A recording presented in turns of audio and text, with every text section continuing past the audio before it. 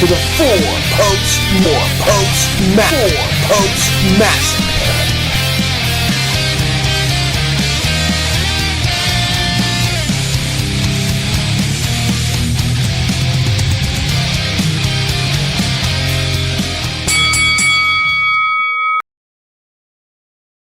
Hey, everybody, welcome to the Four-Post Massacre with the big bad Boo Bear, Mellow, Mike Tenay, and Big J. Yes, his first time. Yeah, there he is, right there to cut me off in my sentence of glory. That's my job. It's your fucking job, you dick. But welcome back. It's the first time we've been live together for about a fucking month. I got my new laptop. I'm running it off the laptop, praying to God this shit works. I got some duct tape on the antenna here at RML Studio One, trying to keep it going. Before we get into our song block, because we usually start off with like a 2 to 3 song block to let people get tuned in and settled down with their popcorn and shit. I did want to speak briefly about Gatlinburg. If you don't know what happened in Gatlinburg, somebody started a fire out there. And it is spread to the point where it destroyed Dollywood. Dollywood's gone. And, wow. Yeah, historical landmarks are gone. My wife's grandparents, their winter home, little vacation spot they go to, have went to for the last 25 years. Every year for the last 25 years, they have went to this little winter home type deal for 2 weeks as a vacation. Wow. Yeah, people have lost their lives. Houses are destroyed. It's one of the biggest fires I've ever heard of in quite a long time. And I just thought maybe for the firefighters who are out there, trying to save these people's houses, we could take just a few moments of silence for the people who've lost their lives and everything. It's very sad, and I do hope that everybody is okay. So, way to start the show off on a sad note, Nick. Well, I wanted to say something about it because it's sad, but yeah, just real quick, moment of silence. All right, now we're gonna move on. We got our song block coming up. We got some Mercy Isle and King Howl to start the show off, a 2-song block, and then we're gonna get back here live to talk about WCPW and some indies, and then ROH and TNA and WWE, the Four-Post Massacre, as you guys know it and love it so very fucking much. We also are debuting 2 new segments tonight.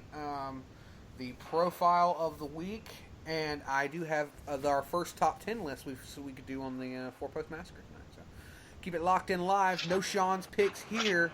Here's No One Will Save You by Mercy Isle.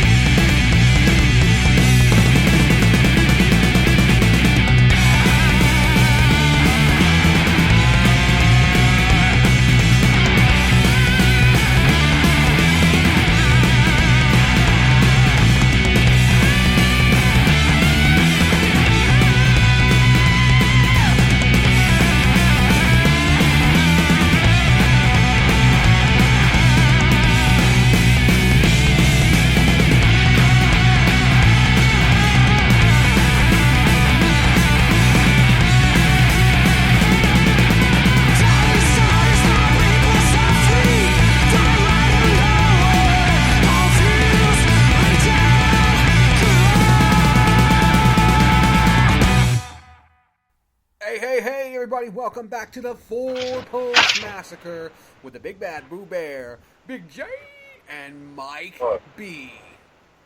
Hey. Mellow Mike Tanay / B, whatever we're going to call him, because, yeah. Call me whatever you want to call me. I'm still the same person. Metal Mike the Giant Killer. Metal Mike. I don't think I kill giants, but I think he does. I've seen him do it. Guys, he is tenacious. Lies. He is tenacious when he is in front of a giant. You know. He made a giant pull a quad one time. I was there. But anyways, so yes, welcome to the Four-Post Massacre. We are live again for the first time in, like I said, about a month or so. We have been busy. You know, it's been an interesting month. Another thing, I don't know if I mentioned it before the song block, but I did want to say that I'm sorry. The Joe Coffey interview did not pull through. We had some scheduling issues, you know, and it happens. Those guys are very busy. You know, I know that he has a show tonight. He's either wrestling right now or was wrestling earlier. And so he might have been getting ready for it, so he just, you know, busy guy. That happens, unfortunately, to the best of them. So we're going to try again in the future and see if we can make it happen, you know, and I hope we can. It would be awesome, too. So, you know, we'll see. Hopefully in the future we'll get Mr. Iron Man Joe Coffey on here. That'd be great. Anyways, let's get right to it, everybody. So, the last time we got together, it was Survivor Series. Me and Jay did a reaction video to Survivor Series. We're going to talk some more WWE stuff later on. But just like I was talking about Joe Coffey, Delete WCPW went on tonight, or is going on right now. I don't have any results for that. I'm sorry. I did a full card prediction show yesterday. If you guys want to check it out, it's here on Spreaker.com in the Four-Post Massacre profile. But I do have the loaded results from the episode 16. Anybody's interested in here. Did you check out any of the episodes lately, Mike? Have you been watching it all? Of WCPW? Yeah. Yeah, I've checked out a few of them, more recent ones. Before I go into I haven't seen Delete yet, and I haven't seen the last one that they had on Saturday, but I saw before that. So you've seen 15 then. What did you think about it? Did you like the way they wrestle? I mean, it's British strong. Oh, I liked it. It was good. I've seen a lot of British wrestling. I've seen some indie stuff. Like, there's one called VPW, Varsity Pro Wrestling. I've followed that and a few other promotions over there over the years. So it's kind of nice to get a promotion that's actually willing to come across and do shows in the U.S. and Canada and stuff. Well, I am looking forward to them coming to the United States.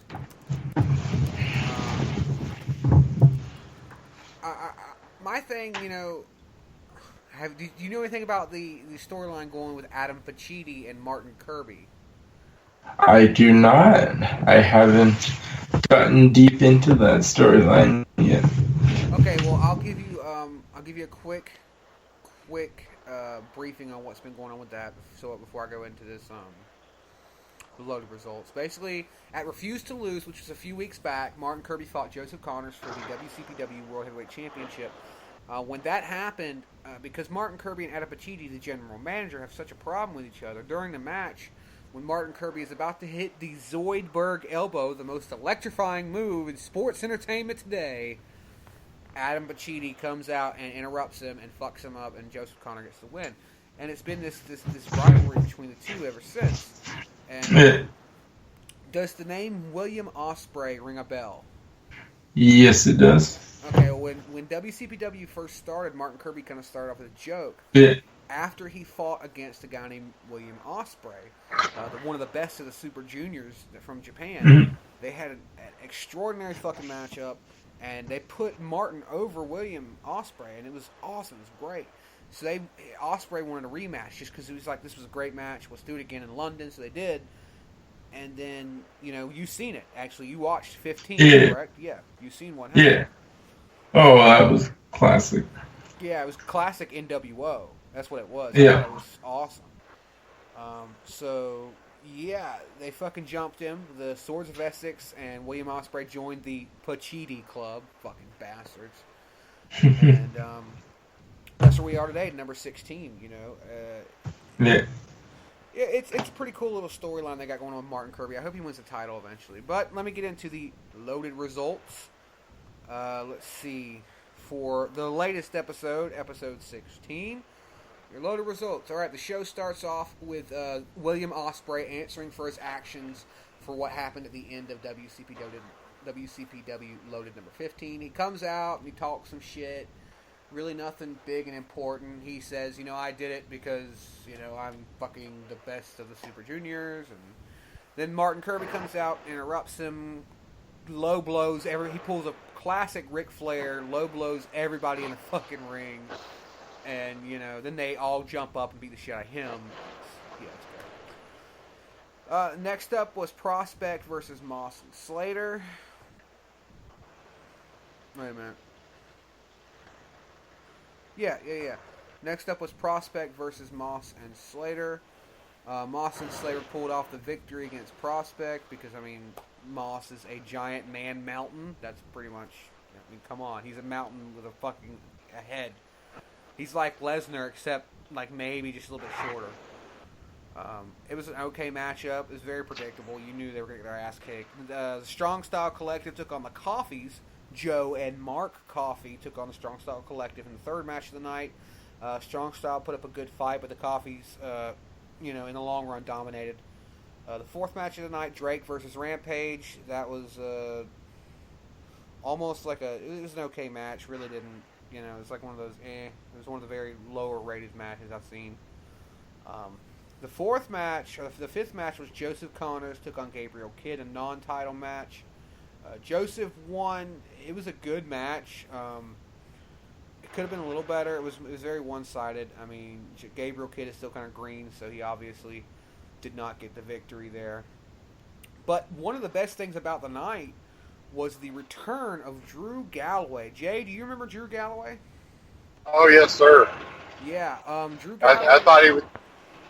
He did. I thought he was still. He may still be TNA. I don't know if he is or not. He had a good thing going on. Yeah, he did a good little thing over TNA. Well, he turned into a Drew Galloway fan, for sure. This promo that he put on was one of the greatest promos I have ever heard. Is he still trying to pull he's from Ireland, or did he straighten out he's American now? He is from Ireland. He's from Scotland. Oh, okay. Yeah, he was born there. And, he was wrestling, and it was, dude, when I heard this promo, I would put it in the same ball field as Dusty Rhodes' promos or Rowdy Piper. Yeah, I shit you not. This promo was fucking awesome. He returned. See, because let me give you a quick story. 2 months ago, he fought Joseph Connors on a loaded for the title, and he actually got legitimately injured. He fucked his neck up pretty damn bad. Wow. And so he finally just returned about a week ago to ICW, which is another promotion, and he finally made his way back to WCPW, his booking and stuff. And, right. Dude, he just went on, he's like, 8 years ago when I was, before WWE, before anything else, I wanted to be a wrestler, and at 21 years old, after working my ass off, doing supplements, and all this, I became a wrestler at 21 years old. And it goes on. I can't do it justice. Even if I can remember the words to it, I really couldn't do it justice. But if I had to give anybody, if I had to give this guy a rating for this promo that he did, it'd be a 10. Perfect 10. Yeah, dude, I'm telling you, it was awesome. That's all there is to it. I played it last night on the show. If I had it here, I would play it, but you guys would have to clock off of Skype and everything. And I'll have to send you a link so y'all can hear it. Alright. But yeah, dude, it reminded me of legit, Dusty Rhodes and Mick Foley promo. It was absolutely badass, and it set up the main event for Delete WCPW, which is going on right now or went on earlier. Joe Hendry, Joseph Connors, and Drew Galloway in a cage. Very first cage match of the promotion for the WCPW title. So that was probably, I hope it was good. I'm looking forward to checking it out. If I get to check it out tonight and tomorrow, I will be doing a reaction show, at least like a 30, 45-minute reaction show within the next day or so. So you got to be on the lookout for that. But yeah, that is your loaded report for episode 16. I hope you guys enjoyed the report. If you haven't checked out the show, go and check it out. I give the show, I'd say a 4 out of 5, 3 out of 5. There were a few matches that ran a little slow, but the intensity before the pay-per-view, it was there, and it definitely deserves a good rating. So 3.5, 4 out of 5. Cool. All right, so that was your loaded report. Now, Mike, you sent me something on the Skype a minute ago. Yes, I did. About a couple of different indies we were checking out. Jake, if you want to do that one first, or do you want to save that for the WWE? Yeah, we're going to save that a little bit later. We're going to hit it Alright. first. So we were going to talk about ROH, right? Yeah. Well, we're going to hit up the ROH in a minute. I was going to finish up a little more of these indie links that you sent. Not a problem. Yeah, I was looking at these now. So, let's see. And by the way, once again, guys, if any of you people watch an indie promotion and, you want us to try and follow it and do a show or anything, hit us up. Email exit92radio@gmail.com or on the Twitter at exit92radio.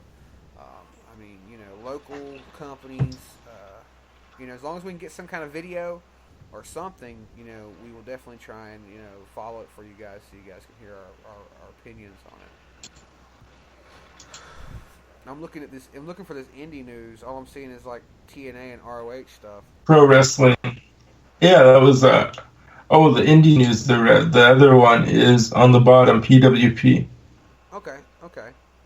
So let's see what we got going. Alpha One Wrestling, 11/27/16 Final Act 7 results. Did you want to do any results of these? It's up to you. I just do the posting. I found you some indie to check out, and that's it. Mellow Mike Tenay brought this to me. He built it, so I must read it now. So I do want to check out the WrestleCade results because I have quite a bit about, well, sort of. I mean, the name sounds so damn familiar. It does remind me of Starcade. What promotion is it actually under? Do you know? I've clicked on it. It should tell you. Okay. It's still loading for me too, because I get the same. Here, I'll open it up as well here. AAW, you got PCW, CZW is good. Your last interview, he talked about some CZW. That's right, I did. I've been following CZW for a few years now. So you've been following CZW since we're on the subject. Yeah. Didn't Dean Ambrose work with them before he went to WWE? Yeah, he did. Now, how is he different in CZW compared to his work in the WWE? Because you obviously watched him, so. Well, think about it. It's an indie promotion versus WWE. There's more leniency. You're able to do more than you would over here. You can have your own personal gimmick, and if the writers or the people there so choose to give you something, it's not going to be shit, or it's not going to be something that could easily be botched or that could be ruined. Like for me, to check it out. I've been meaning to check it out. Definitely you should, if possible, and I can get a subscription for a few of the online networks that let you watch pay-per-views and whatnot. I'll go for it and I'll hook you up because they do live shows, like live feed. Yeah, we'll try and take a look at it. I wouldn't mind checking out some CZW. But here is your results for WrestleCade. Anybody who checks out the CZW very heavily. First matchup on the card, Eddie Edwards defeats Crazy Steve. Eddie Edwards, man, he's doing some shit now. Did he just lose the TNA title, or does he still have it? Jason? I'm sorry, I didn't hear what he said. What did you say? Did Eddie Edwards just lose the TNA title, or does he still have it? I do not know. I want to say and I could be way off, but I thought I heard he lost it to Cody Rhodes. And I could be wrong, but I could have swore I read that somewhere. Again, like I said, since the last match I was able to view was before Thanksgiving, so you're talking 2-3 weeks ago. You know what I'm saying? Yeah, I know. We've all been pretty busy trying to get back together and such. Yeah. So I haven't seen it, but I could have swore I read something that Cody Hall was the new, or Cody Rhodes was the new TNA heavyweight champion. Okay. All right. Well, Eddie Edwards defeats Crazy. Yeah. Eddie Edwards. He has the title win. You said he has the title? Yeah. Okay. So Eddie Edwards, the TNA champion, defeats Crazy Steve. Hey, Jay, listen to this name very closely. It might remind you of somebody. Tessa Blanchard defeated Rachel Ellering. Tully Blanchard's daughter? Yeah. I guess so. Yeah. Wow. Fucking Tully. God. When's the last time you heard anything on Tully Blanchard? Yeah, fucking 20 years ago. Yeah. Good God. There you go. I guess his wife is in the... or his daughter is wrestling now. And I wonder if Rachel Ellering is Paul's daughter. That would be interesting, wouldn't it? I would assume so. I mean, the same last name. Because Paul Ellering was the manager for the Warriors, and he also worked into NXT just here recently. With yes, he did. Authors of Pain. I was wondering... that's Blanchard's daughter, so I would assume. I might have to check that out. Yeah. What'd you say, I was wondering when I was listening to that interview I was telling y'all about earlier, about with Charlotte Flair, and she was talking about her little brother wanted to pursue wrestling also, and then she talked about her older brother, David Flair, had done wrestling too. Now, whatever happened to David Flair? Was he just not good, or?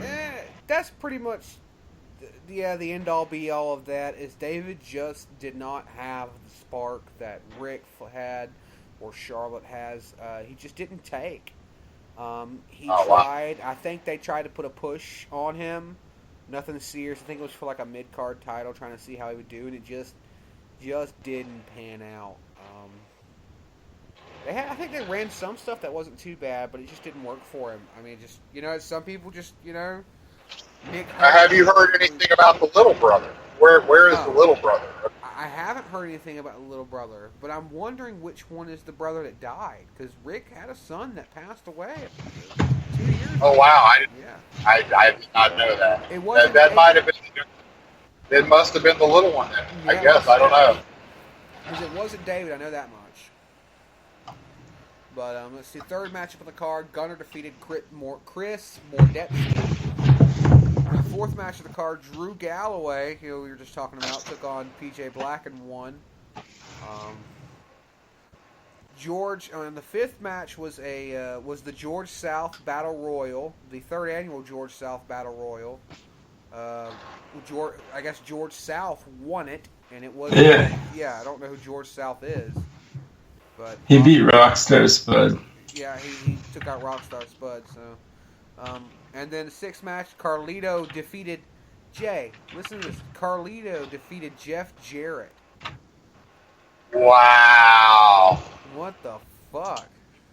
It happens. Jeff Jarrett's a bitch anyway. Yeah, he is. All right, Luke Hawx defeated B.J. Whitmer. Ricochet, Shane Strickland, and Matt Cross defeated Sanjay Duke, Caleb Conley, and Ahuvadu Guerrera. Fucking A, Ahuvadu Guerrera. Wow. The next one was the Women of Honor match. Kelly Klein, Taylor Hendricks, Kennedy Brink, and Bullet Babe, Amber Gallows. They defeated Mandy Leon, Solo Darling, Faye Jackson, and Deonna Purrazzo. And then the main event for the WrestleCade Championship, Broken Matt Hardy, who is the champion, defeated Ryback. Wow. Yep, and that was your CZW WrestleCade result. So Ryback is like not WWE no more? No, he got let go a while ago. This is actually the first time that I've heard him out and about doing anything big. Wow. Alright, so How do you not know who George South is? That's my question. I am really just here. You know me. I'm really just here recently breaking into the indies. With W. No. He used to be in Jim Crockett Promotions. Did he go and back when WCW. No, it was just George South. No, I've never heard of him. WCW. He was in WWF. You say Kurt Snow? George South. Oh, George South. There you know. Yeah. He used to fight Ric Flair and a couple others. You sure he didn't go by another name, or? Oh, here. Was he known as George the Animal Steel? Maybe. Here, let me look it up. Because if he went by George the Animal Steel, I'd know who that is. Who that guy is. George South. Ring names: Cruel Connection 2, George South, Gladiator, Mr. Florida, Mr. Number 1. No, none of those names sound familiar besides Gladiator, but Gladiator is... He started in '85 in NWA with Jim Crockett. No. A fan. I guess I just must have missed him. I've never heard of him. He was Ric Flair's favorite journeyman. Huh. Yeah.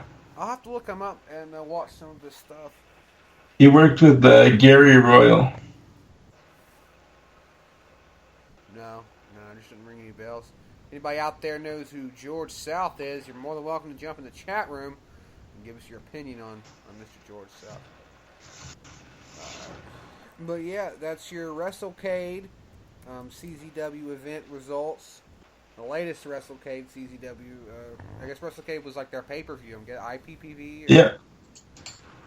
Okay. I would assume so. So, yeah, that was that. That sounded really good, actually. It sounded like it would be fun to watch, especially with Tessa Blanchard or whatever. That's great. Is Tully still around, or has he passed away? I don't know. I'm looking it up now because Tully is. I want to know. I was waiting for it to come up. Tully, I mean, it would be interesting to see if he came out to the ring with her. You know what I'm saying? That would be crazy to see him now. Tully is still alive. Wow. Yeah. Did you know that he didn't get into the Hall of Fame until 2012? That doesn't surprise me. Yeah. I'm talking about WWE, bro. Yeah, and yes, sir. And this confirms it. Actually, Tessa Blanchard is his daughter. Wow. So yeah, that is his daughter. Interesting. Wonder if we're going to see Tessa in NXT in the next few years. Yeah, could you imagine that? Charlotte Flair versus Tessa Blanchard. Oh, that would be a match, man. As long as Tessa could hold her own and Charlotte could hold hers, that could be one of the greatest women's matches ever. Yeah. All right, everybody. Well, we are going to take a quick song block so Mike can get ready for the ROH part of our show. It'll be ROH, and we'll talk about some TNA. And then we will make our way into the WWE portion where we could very well have a special guest tonight on with us. So you guys keep your eyes peeled. And unfortunately, like I said, Joe Coffey was unable to make it, but we may get another special guest in on the night to hang out with us for a little bit to talk some wrestling. So you guys keep awesome. Some wrestling. Can you say it, Mike? Say it. Wrestling. No, you gotta add some more air to it. Say it with wrestling. There we go, wrestling. That's what I'm talking about. I know it's weird because you're Canadian and you guys use proper English over there, but we don't use the damn proper English out here, son, damn it. But here we go. Here's some Stereo Nasty with.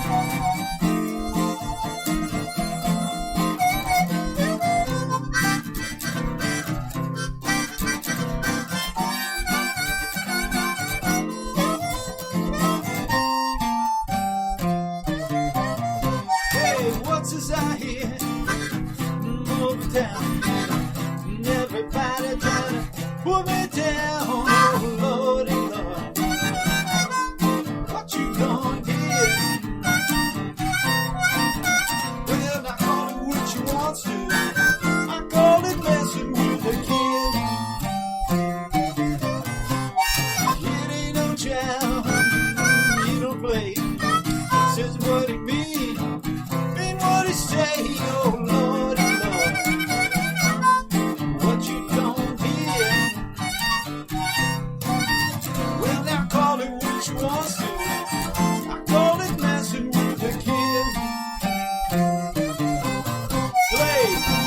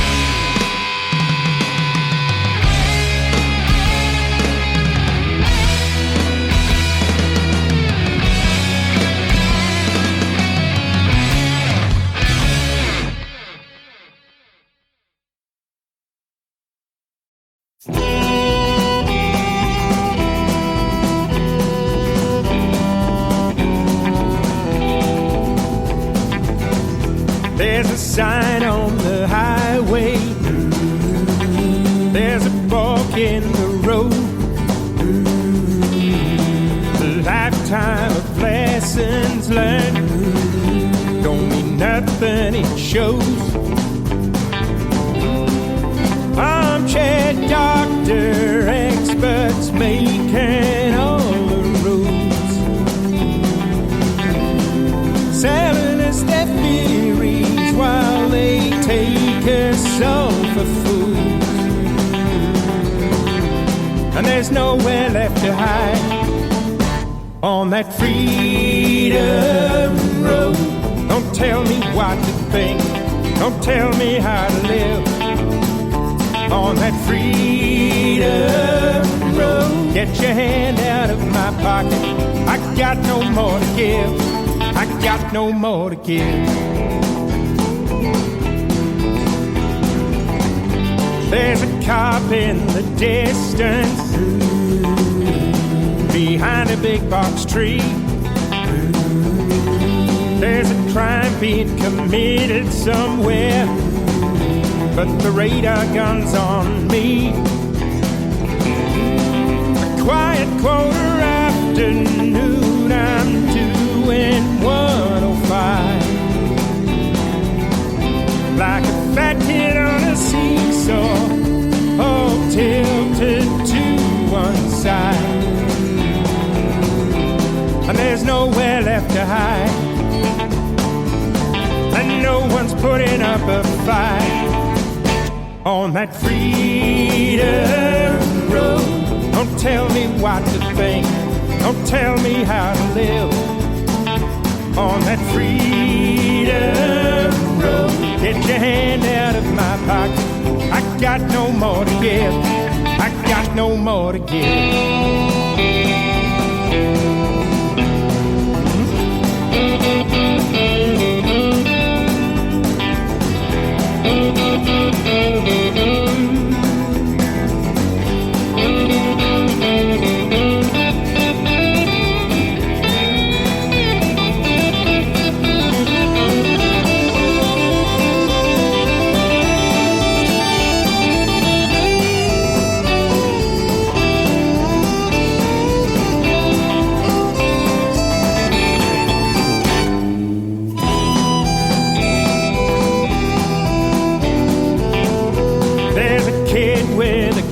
Welcome back to the 4-Post Massacre. We are back here live with the Big Bad Blue Bear, Big J, and Mike Tenay, aka Mellow Mike B. You guys don't rush to see.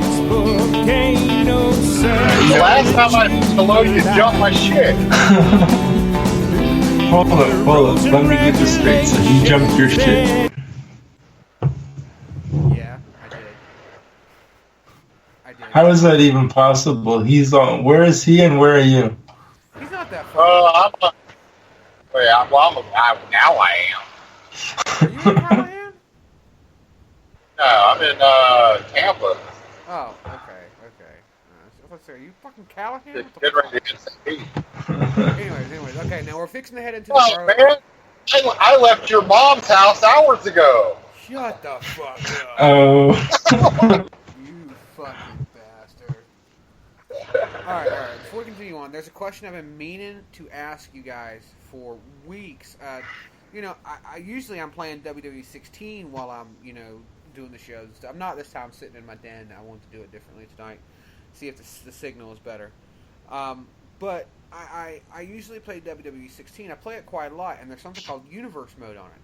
And in Universe Mode, you kind of run it like, the WWE Universe. Like, you have your title holder, you work with him, you have your mid-card, and, Mike, if you play wrestling games, you know what I'm talking about and such. Yeah.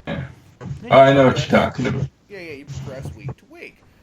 Well, I ran a simulation and ran Goldust to win the title. I bet you did. So, do you guys, Do you guys think that's such a bad idea that Goldust could have the title one time before he retired and left? Yeah. Okay, well, just in a quick thing, because this is not where we're supposed to be talking about WWE stuff, but I just wanted to bring it up because I didn't want to forget about it, Real quick, both of you tell me why you think WWE should not give Goldust the strap at least one time. He's never had it before in real life. What is such a big deal about giving Goldust the title one time before he retires? Because he's a joke. There you go. Simple as that. Seriously? He's been the Intercontinental Champion on more than one occasion. That would be like giving the title to Mankind. Oh, come on. They did. It was one of the most highest rated Raws ever. Whatever. It beat Nitro in the ratings that week, but it was the beginning of the comeback for WWF. So, yeah, go fuck yourself. How about that? Anyways, it could be worse. Could be like Doink. Yeah, I mean, I don't know. Wow. I ran the simulation, and I had him beat Bret Hart at a special pay-per-view I created called Dust Off the Gold.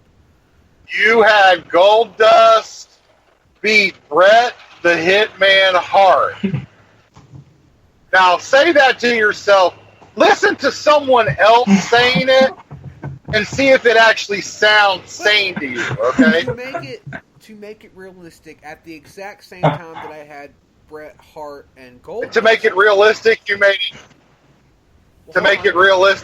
it a special needs match. Like Bret Hart had special needs and was in a wheelchair or something. No, but like at that time, to make it a little more realistic, so it wasn't completely out of the water. I had Laryngitis. I had Bret Hart feuding with Goldust. At that exact same time, I had the Hart Foundation feuding with D-Generation X. So at the very beginning of the show, I set it up to where D-Generation X, Triple H and Shawn Michaels, and Bret Hart and Jim the Anvil Neidhart and the British Bulldog got into a fight in the back. And they fought, and, Bret Hart was fatigued and got hurt. He got hit in the head with a chair a few times. So, it really was sort of a handicap set up in Goldust's corner to make it where he could win the match. But after that, I kind of left it alone. I left Goldust to win a lot of the matches after that by himself.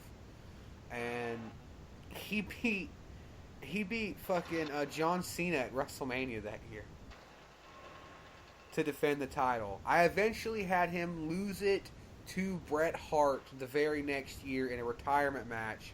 Right now, Goldust is gone from the WWE. I do plan on bringing him back at the Royal Rumble to go back to WrestleMania to go up against the champion. But right. I think they should give Goldust the title for a month or so.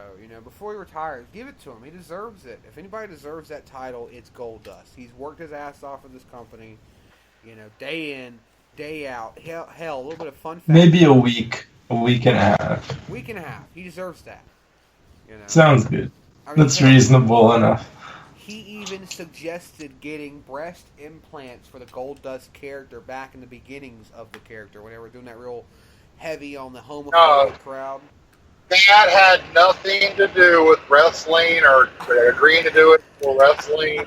For WWE, he understood that this year the whole gender equality thing was going on, and he could finally get the operation done, not have any backlash from it. So. Oh, whatever. Anyways, we're gonna move on.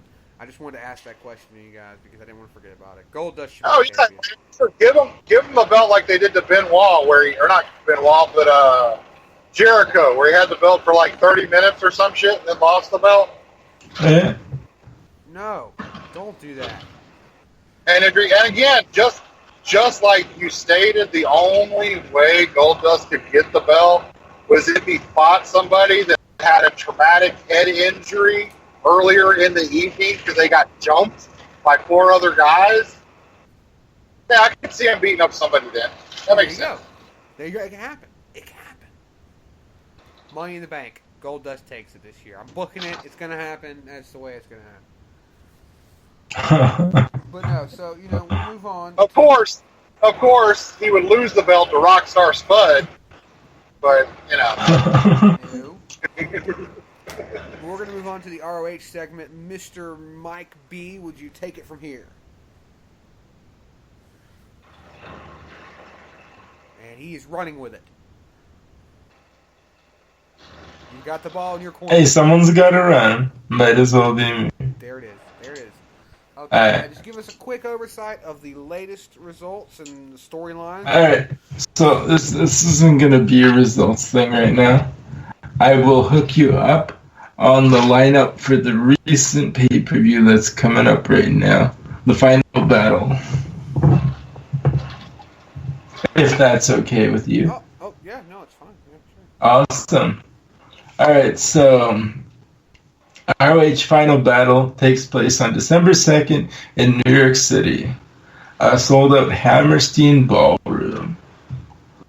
So ROH Championship match featuring champion Adam Cole versus Kyle O'Reilly.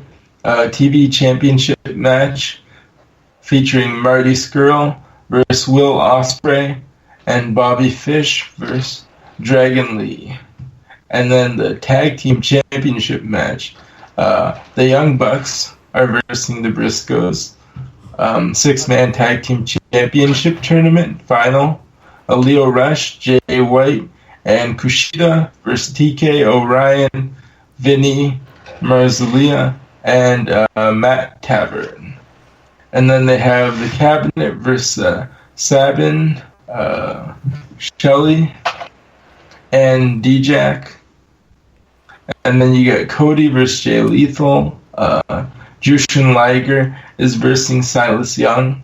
And Colt Cabana is versing Dalton Castle. I'm looking forward to the Jushin Liger match. I think the Jushin Liger match sounds the most. I mean, they all actually sound really good. I really want to see that Marty Scurll match. Is he defending the TV title? Or? Yeah, he's got the TV title. He's defending it against Will Ospreay, Bobby Fish, and Dragon Lee. Jesus, that sounds like a fucking intense match. It's like a 4-man match. Yeah. I'm just looking forward to the Liger match because of the fact that it's Jushin Liger, and you get to see some pro. When you say Jushin Liger, you have to say it correctly. Can I say it? Can I? Go for it. Okay, this is the way you say Jushin Liger. Jushin Thunder Liger. No, you try. I want to hear you do it. Go for it. I don't think I can do that. Oh, come on. A little too over the top for my ass. It's just I don't know why, but I always feel like that's just the way you're supposed to say it. When people say that in the middle of a conversation, they have to do it that way. Or It's like Anderson. Yeah. AKA Kennedy. You're gonna have that voice, that prominent voice going on in the background. I don't know. Jushin Thunder Liger is awesome, and I'm sure he's going to put on a great match. Oh, yeah. He always does. I mean, he wrestled the NXT event against Tyler Breeze. Yeah, he did. And that was fucking awesome. Even a little It's nice how they bring all these Japanese wrestlers to like U.S. promotions and stuff. Well, I have seen Jushin since WCW. Like, it had been a minute since I had seen Jushin Thunder Liger. Oh, I've seen him, just not like in bigger promotions too much. ROH I have, but not constantly. Okay, so what do you think about this event? Match by match, we can go through. I mean, I know some of the names, so I can actually go through it. And Jay, he knows a few. I think he could probably go through some of the predictions. If you want to do some prediction for the event, we can. Why not? Jay, are you down? Yeah, sure. All right. So first up, we got the championship match. I guess we'll start off there. Adam Cole versus Kyle O'Reilly. Now, I've seen Kyle O'Reilly fight, and I've seen Adam Cole fight, and I think they're probably going to keep it on Adam. Adam really reminds me of like this Triple H esque character. He doesn't have the girth, you know, or the broad shoulders and the muscles like Triple H, but the mindset, you know what I mean? Like they still have that. Yeah. So I think they're probably going to keep it on Adam Cole for the moment. Kyle is really Most good. likely. Yeah. Kyle's good, but it's Adam Cole. And he's got a chance to keep that title right now. He's doing decent so far, so I think they'd like to keep it on him for at least a few more runs. Yeah, so we will have to see about that one. Jay, Definitely. Have you seen any of your Adam Cole? I don't know anything about either one of those guys. So I could give a good prediction one way or another. Okay. So Jay says that Goldberg just comes into the ring and spears the both of them. He falls over dead from old age. Stop saying that shit. Anyways, next matchup, Mike. Alright, next matchup. TV Championship match. Marty Scurll versus Will Ospreay, Bobby Fish, and Dragon Lee.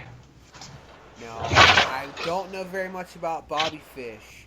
I've seen Dragon fight, Will fight, of course, and Marty Scurll. And I think that I know that Marty just won it here recently, so I would say that he did. Marty. Yeah. I would say they might keep it on him. But you got Will Ospreay there, and Fish is pretty good, so we'll see what happens. The villain is off the chain, though, man. Marty's fucking badass. Oh yeah, he's doing good so far. Nice. That's, I love that shit. I love it when it's like all that classic low blow, barbed wire. He does this one thing, Jason. There's this one move where he'll have them stunned and he'll get them by the hand, and he'll like tell the crowd to like shh, be quiet, you know. And he'll take the index finger and the middle finger and like crack them. Right. Just to where you can hear it, and the whole crowd always say, "You sick fuck, you sick fuck." And right. Oh God, that's fucked up. So I say Marty takes. I say he keeps his. Alright, sounds good. Alright, next up here. Tag Team Championship match. The Young Bucks versus the Briscoes. Is that the only two tag teams that ROH has? Well, no, not really. But those are the main two. I just feel like they're always being the tag. Like, when in doubt, John Cena versus Randy Orton. When in doubt, Young Bucks versus the Briscoes. Hey, it works out every single time. They always pull through a good match. I'm going to say because I want them to win the Briscoes. I just want the Briscoes to win.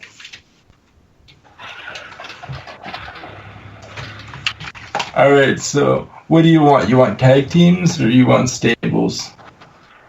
What do you mean? For Ring of Honor. You don't have to go through a list. I was just wondering if they didn't have a. Okay. Did they have a rather large tag team division? They've got a decent sized one. I'll have to check out some more of their stuff when I get the chance.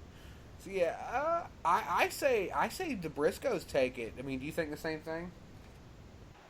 No. I'd say I'd stick with them right now.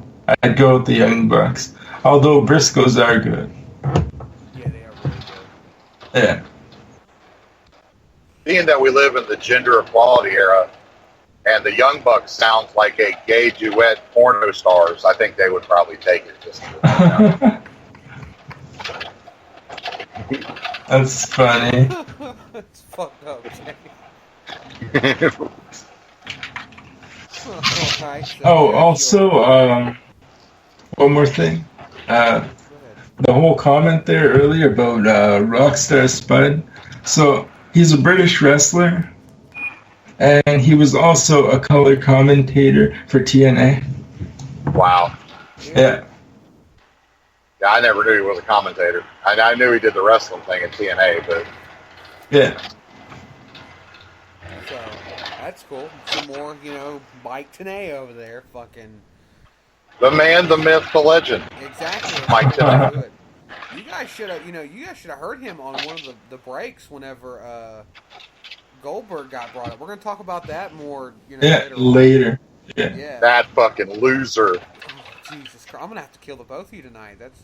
All right, so I can't get Sean in on here because he's gonna join with you guys, and I'm gonna be fucked.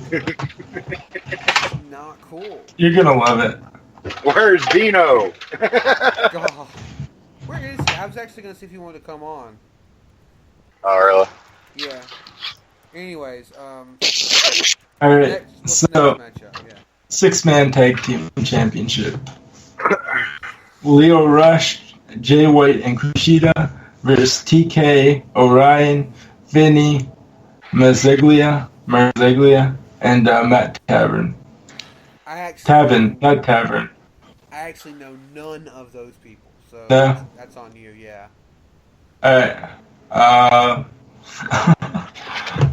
Throwing it all on me, huh? All on you. Rip. Yeah. Well, I'm gonna go with Leo and Jay and Kushida over TK, O'Brien, Vinny, and Matt for that one. That's just my opinion. Because of knowing who's more decent, in my opinion, wrestling wise. Okay. Out of the 6 of them. Mike knows what he's doing. I guess so. Thanks for sounding confident, Mike. Yeah, no problem. Alright, so the Cabinet versus Sabin, Shelley, and D-Jack. Or D-Jack, however you want to say his name. I don't know any of that one either. You got me stumped on those. No? Yeah. You don't know. You know the wrestlers though. I might. I need to do that. Chris Sabin and Shelley. You know who Shelley is, right? Shelly sounds familiar, actually. Yeah. If it's the person I'm thinking with, I'm going with him. Or, yeah.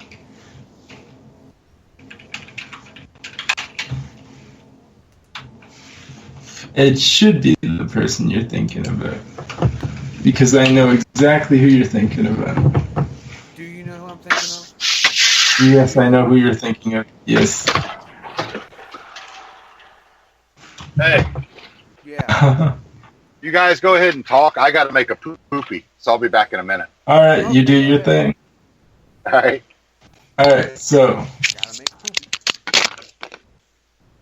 what do you think there? I'll fill you in on who's in the cabinet, and then I'll fill you in on the other. And then we'll go from there. Okay.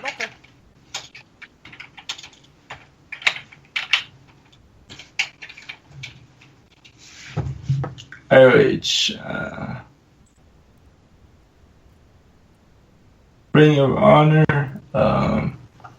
The cabinet. Let's see here. I'm gonna hook you up. Because offhand, there's a whole lot of thinking going on. Alright, so the cabinet. Bradshaw is in there. Jordan. Weber. Doug Basham. Danny Basham. The Basham brothers? Jillian Hall. And Farouk. Wait. Repeat that? The cabinet. You're calling them the cabinet. Yeah. Yes, the cabinet. And this has got Jillian Hall. Hold up. I'm reading the wrong cabinet here. Yeah, I was like, wait a minute, these are not. No. That's the WWE cabinet. We're talking ROH here. Okay. I was like, what the fuck? That doesn't sound right at all. No, it doesn't. And I do know that, but I went along with it. Because, well, that's just me. I just had to go along. Mm-hmm. Yeah, sure you did, Mike. You're slipping. Yeah. You're slipping. I slip a lot. But yes, you do slip up a lot. It's okay. We don't hate you anymore. But yeah, so what was the matchup again? It was Shelly and. All right. So the matchup was the Cabinet versus Sabin, Shelly, and DJ. Yeah, I would have to go with Shelly. I think he's very, very good. So it's gonna be a good pay-per-view, though, hands down. Have you ever seen a final battle? Yeah. I never got to check out their final battle. I heard it's like their WrestleMania or something. It's pretty big. So I think it sounds like it's going to be good so far. Is that all the matches? All right. So 6-man. Which one are we talking about here? I'm looking at the list on Wiki. Has the same thing that I'm looking at right now. All right. So it's the championship match. Then you got the TV title. Then the tag team. Then there's the 6-man. Yeah.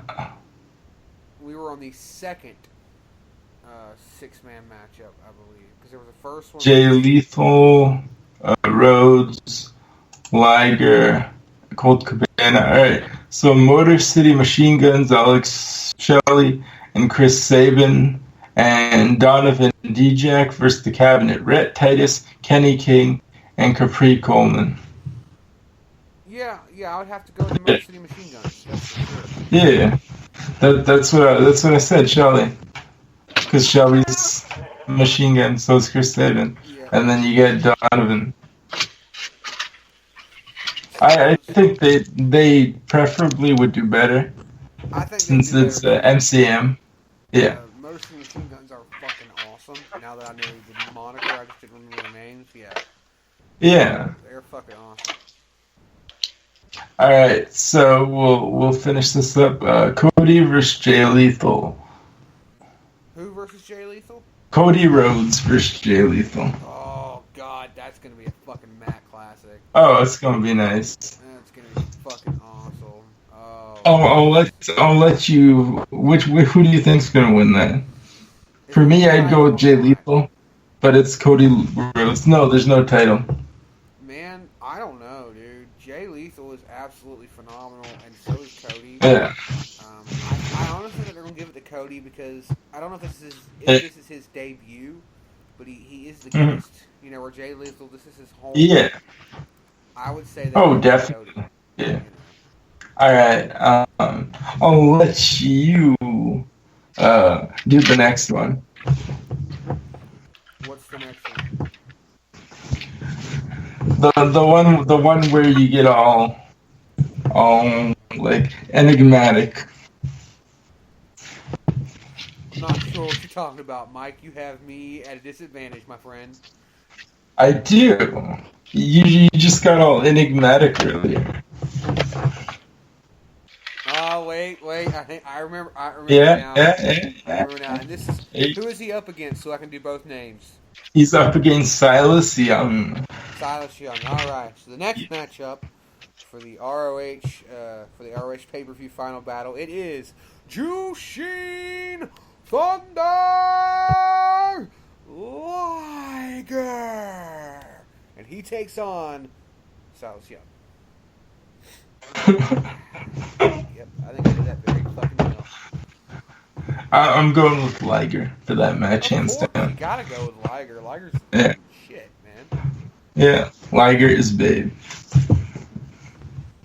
I mean, there's better wrestlers, hands down, out there, in my opinion, Japanese-wise, but that's just me. Have you ever seen a Machine Thunder Liger match versus Owen Hart? Oh, in the 90s, yeah. That was fucking awesome. I checked that out. That was dope. Yeah, I have it in my library. That was... Baba Shoji is also good. The Great Baba. I don't know if you've seen him. A little bit. I don't know a lot about the Great Baba. I know who he is, but He's huge. He's like he was like the Hogan of Japan. That's how big he was. I'll have to check him out if I get to do some more research on him. I mean, he's kind of like Hogan in the fact that he's huge, but I mean, he at least did a little more than Hogan. You know who I really wish I could have got to see a lot of? But Haystack Calhoun. Haystack. Remember him? Yeah. God, that guy was fucking huge. Weighing over 700 pounds. I think he clocked in at 715 the last match he ever wrestled.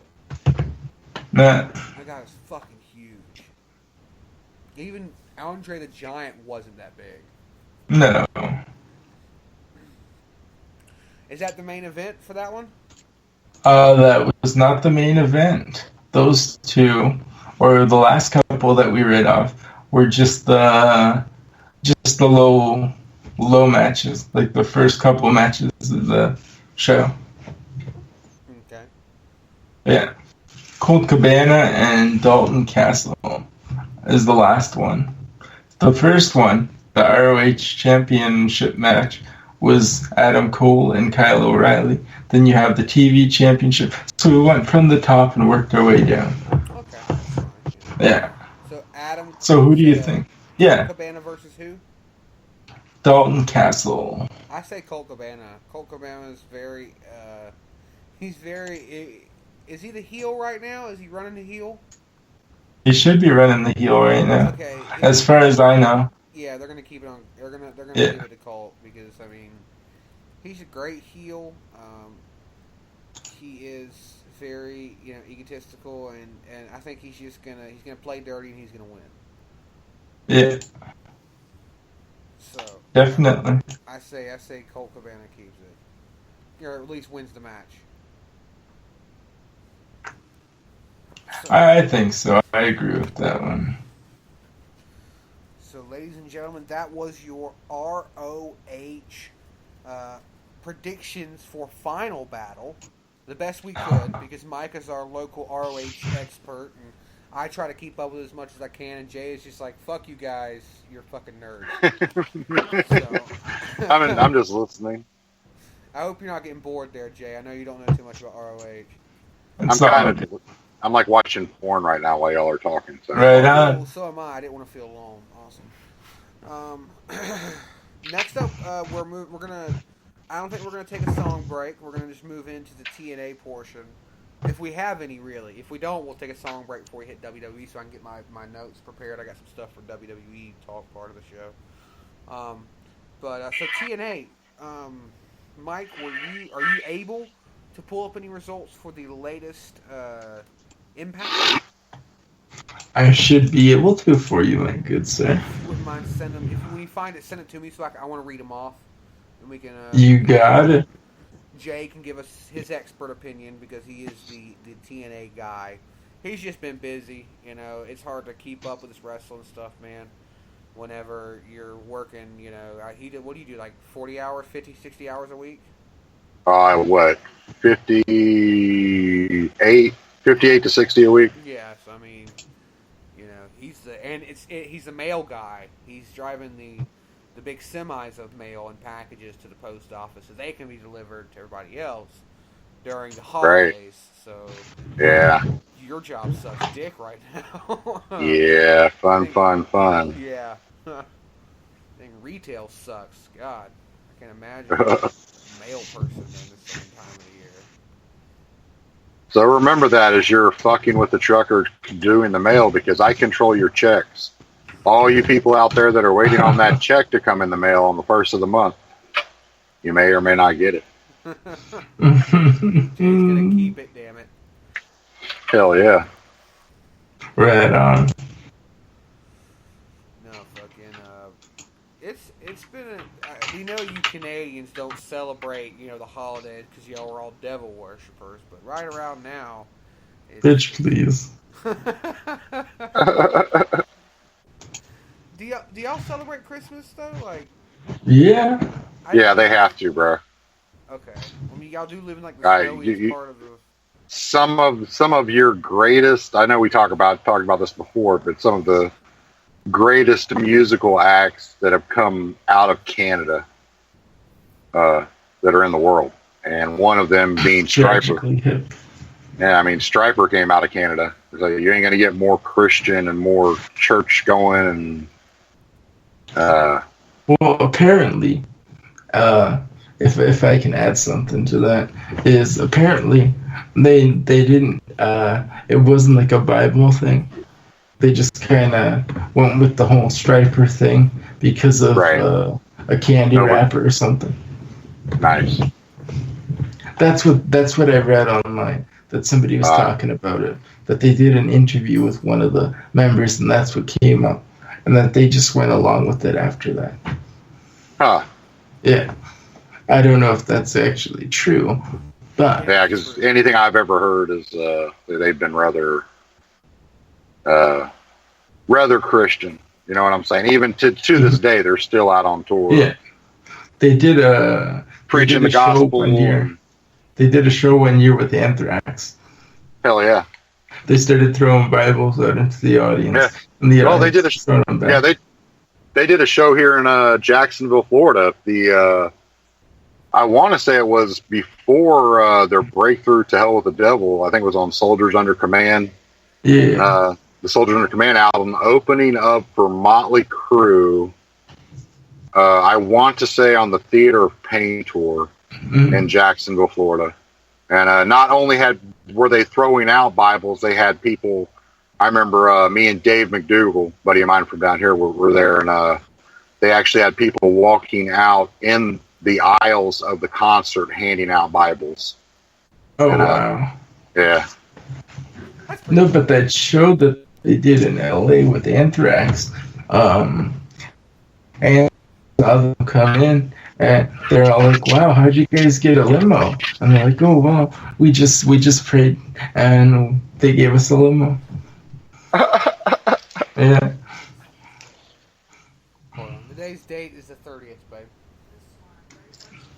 All right, so let's see here. TNA Impact Wrestling results for 24/16. Yeah, send it to me. I wanna go over it and go for it. I'm gonna hook you up, baby.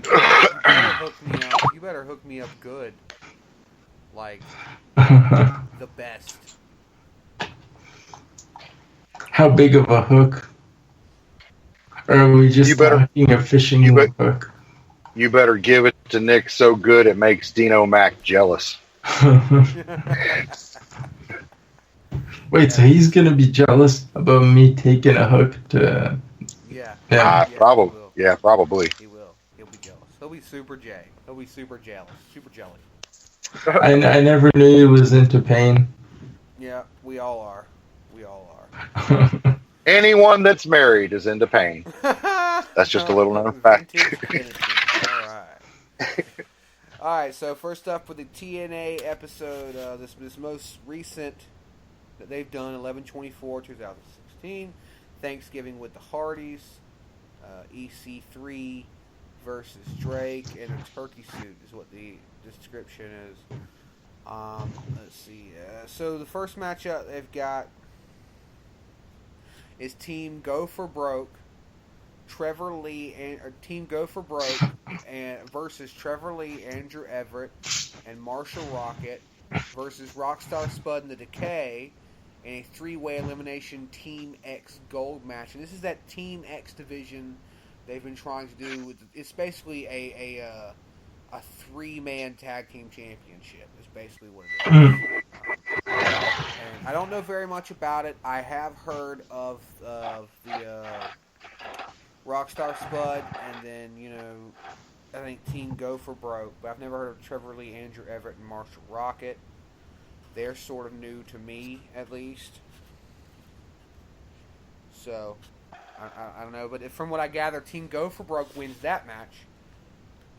It was the first match on the card. Next up, it was EC3 taking on Eli Drake for the TNA Championship shot that he's got.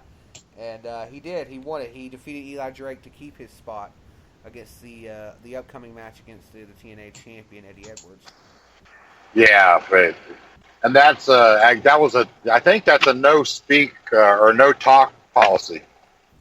If I remember correctly, leading up to that match, Eli Drake was fighting EC3 to be able to fight for the heavyweight championship.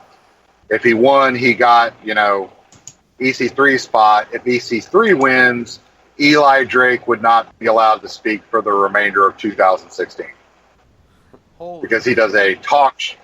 He does a talk show during the Impact shows, and he's a.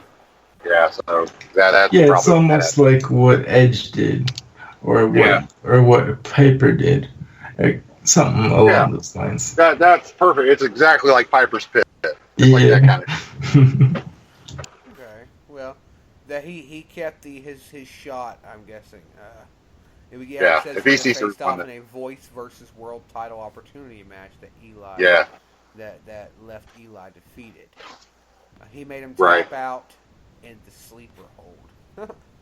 Nice. All right, next up, this is going to be a blast from the past, at least most of it, some of it. Al Snow and Shera took on the Tribunal. Al fucking Snow. I didn't even know his career was still alive. Yeah, he's still going. Yeah, well, he didn't. And again, I haven't seen it in a couple of weeks, but I did see Al. I thought I mentioned this to you, that Al Snow would come back. The way, and Mike will know, he could probably, if he's been watching it. Al Snow was the manager of the Tribunal. Yeah. And because Tribunal made it, they've told Al Snow they don't need him anymore and have fired him, so he is retaliating by wanting to fight them. And that's where I think... There you go. Hey, has he brought out his head recently? I haven't noticed. Not that I've seen, no. Yeah. I haven't seen... When he first came out, he didn't have it. I haven't seen it the last 2 weeks. I don't know. Because when he was here in my city for one of our local BCW events, Border City Wrestling, he brought out his head. So I was just curious.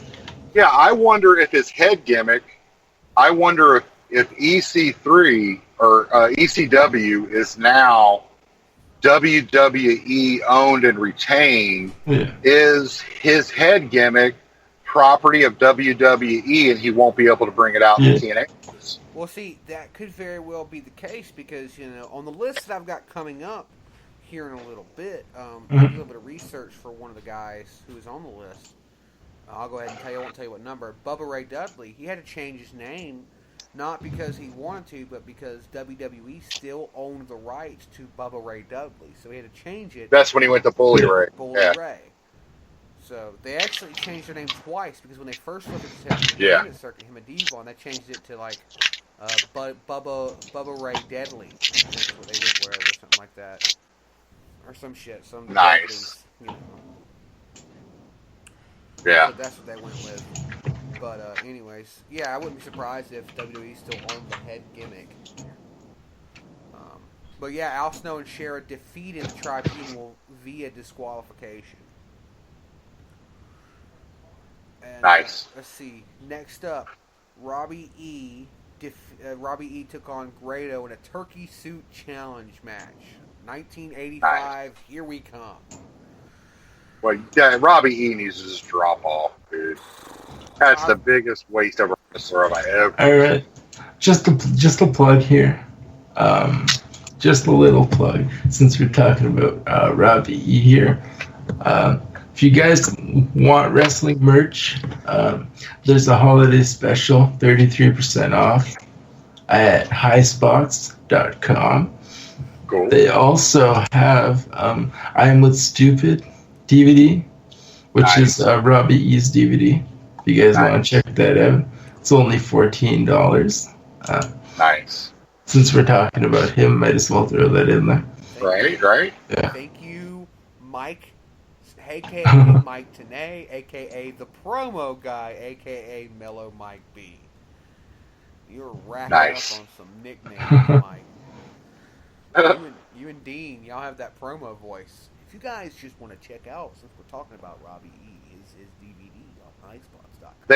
They just want to make Exit 92 a stepping stone to superstardom as they get into the promotion year. And finally, the main event of the night, Bram with DCC defeated Jeff Hardy in a no disqualification matchup. Wow. Yeah. That was probably good because I want to say again a couple of weeks ago saw the setup for this match coming up. And I don't know what happened because I swear Jeff Jarrett I thought it was Jeff Jarrett and EC3 went in the back and talked to Billy Corgan about making a tag team match with them two against the DDC or the DCC or whatever the fuck they're called. DCC. Yeah, DCC. It's Bram with DCC defeating Jeff Hardy in a no DQ. Wow. Yeah, that's classic. It sounds like an interesting matchup. I'm not a Hardy fan right now, but it still sounds like a good match. Yeah, I'll have to check that out when I get home tonight. Hey, they beat him, so that's definitely worth checking out. All right, so just from hearing you guys, I know we can't really give it a official 4-post Massacre rating like we usually do, but just from hearing the card and hearing who won each match, what would you give the show out of 10?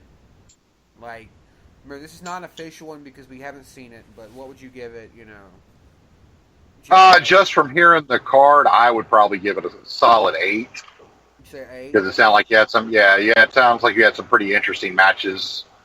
The only thing that's been turning me off from TNA is shit like Robbie E and the whole Thanksgiving. Dude, leave that shit somewhere. Wrestle. Mm-hmm. I'm here to watch the wrestling. You know what I'm saying? I don't want to see.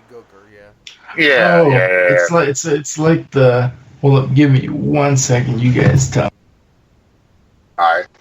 But yeah, that's the whole thing that's turned me off. Is that But other than that, I mean, you've talked about some pretty interesting matches that took place. Apparently, I'll have to try and catch a little bit, today and throughout the week when I get home on demand. Let us know, if you change that rating at all.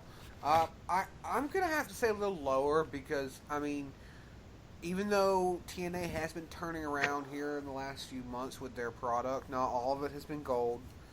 There have been shows that have been, you have given perfect 10s, and there have been shows that you said were shit. And this sounds like a middle ground to me. The first match, that 3-man's tag team championship match, sounds interesting enough, but I don't know. The Al Snow match sounds interesting enough. Of course, we'll never really know until we watch it. So, just what do you know about how much do you know about Cody Rhodes? Oh God, man! I was watching when he started in the WWE. Okay, well, of course he's with TNA now, and I guess he's been doing stuff with ROH and all these other places as well. He is on hiatus from TNA because he got quote unquote hurt, so he could be written out. While he has stepped out, his wife, who I've never fucking heard of, has stepped in and started wrestling. Well, his wife supposedly was wrestling in WWE, but I had never heard of her. Okay, and she's winning. That's what kind of threw me off. They shot the match I saw that was a couple of weeks ago. They had her run a tag team with somebody, and they won. And it's just like, and they were saying, she has no experience. She's never done this. She's never done that. And it's amazing that and I'm like, okay, again, I'm here to see wrestling, but why are you showing someone that you can see in the ring doesn't have the stature to really beat one of these chicks? You know what I'm saying? Beating these chicks. Mm-hmm. You're destroying your own... you're destroying your own credibility. Yeah. All right, so... of her last name. That's really what it is. Mm-hmm. And I didn't know if you had ever heard of her wrestling before or not. I remember when he left WWE, the next thing I seen on Twitter was that she followed him out of the WWE and said, "I will follow my husband anywhere." And she was a wrestler in WWE, and I'm like, "I've never fucking heard of you, so I really could give a shit less." Right? I mean, yeah. Real quick, before Mike gives us his rating for the show, I give it a 6. I give it a solid 6 out of 10. A little above average, but I don't think it's going to be any higher than that. Mike, what do you think just from the card? What would you think? Alright, just from the card, I'm not going to give it an 8. I'm not going to give it a 6. I'm going to give it a 7.5. You just got to be in the middle, don't you? You just got to be. Right on. There you go. Canadians. Oh, also, the turkey soup match, what it reminded me of, which I had to get up off my ass and look up because I couldn't remember who was in the match. It was the Weasel Suit match. Oh, it was Ultimate Warrior and... No. It was Bobby Heenan versus Greg Gane. Oh, that's right. It was, wasn't it? Yep. You could also look at the tuxedo match too, but that wasn't really a match where people were being forced to wear a costume. Nice. It was an interesting though. It was an interesting match, that Weasel match. Yeah. But yeah, so It was like a botch, but it was still good. I give it a 6. You give it a 7.5 because you're fucking Canadian. And Jay gives it a 8. Yeah. So yeah, that was your TNA most latest results coming up. I haven't heard anything new. Real quick before we move on to our WWE talk, because we're going to take a song break and come back with the first thing on the agenda, our top 10 list. As soon as you come back, it'll be time for our top 10. And before we go, I just lost my train of thought. Fuck me. Fuck. Before that, you want to remind people to clean up when they're done. Oh, yes, clean up when you're done. Damn it, man. I cannot fucking remember what I was going to say. I was going to say something. Oh, I don't remember. Now I remember. Yay. So have you guys heard anything else on TNA going bankrupt, though? Like, before we move on? No, I have not. No, not since that one, yeah. Yeah, I haven't heard anything. Hey, I guess think about it. Swept it under the fucking rug. Yeah. Probably. They're helping them out. And think about it. They've got Al Snow now. They got a former wrestler in the WCW, WWF era. Maybe he can turn them into some really good... Maybe he can really set them in the right direction.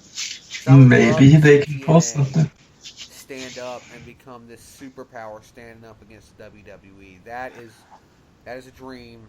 That'd be great to see another Monday Night Wars. Here's what might happen. If it does come to that, and they do not end up selling, and they end up keeping the company and it keeps going, it's going to bash heads with WWE, and then they're going to go in the hole, and then WWE's going to buy them out. Well, thanks for taking that, what started off as a very positive and, upwards battle for TNA, turning it into a depressing ending story. Thank you. It's going to be like the 90s all over again. Thank you. I'm You're welcome. Myself. I appreciate it. And I'm not going to clean up when I'm done, you dick. Yes, that was your TNA most latest card, and the results, what we thought about it, and everything. We're going to move on. WWE talk for us is coming up in just a few minutes. We're going to take a few song breaks so I can grab a cigarette. I got some notes here on the list. We're going to talk, I'm going to have the profile of the week, which is another segment we are debuting tonight. And we're going to talk about Survivor Series. The waves of Survivor Series are still ricocheting and rippling through the fabrics of the WWE universe. And it's still a hot topic to talk about. TLC, right around the corner. Worst show ever. Oh my fucking god. We might be able to actually hit up some TLC predictions. I probably could pull that up. So we're probably going to hit up your TLC predictions. We'll talk about Sasha Banks winning the title. All this coming up. Did she win? Somebody told me that. Did she win the other night? She won. So she got the title back from Charlotte. Mm-hmm. Wow. That's badass. Keep it locked in. Keep it locked in here live on Exit 92. Ready? We're going to take a quick song break. Let me pull up a song for you guys here. How about that one? And let me get some guar up here. I'm not putting any guar up here. I don't have any guar. I don't listen to guar. Guar scares me. Of course they do. Does anybody listen to guar here? Yeah? Oh, yeah. Guar is scary. I've heard of them. They are fucking scary. I've dabbled. You have dabbled. I like the way. Yeah. Also, speaking of dabble, we do have a story coming from Jay. If we have time, we have a story coming from Jay on the great Hugh Morris. All that and more coming up next on the Four Post Massacre. Here comes your song.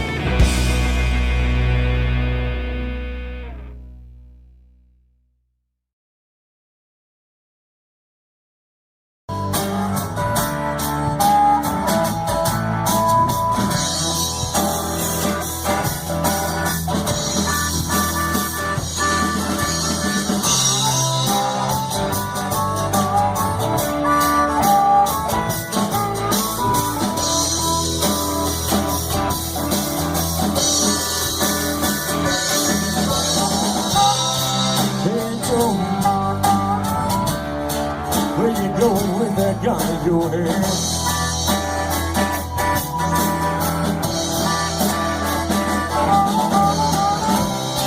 Hey Joe,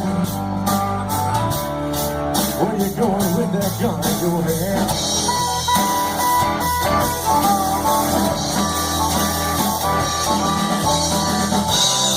Going out to shoot my old lady, got her messing around with another man.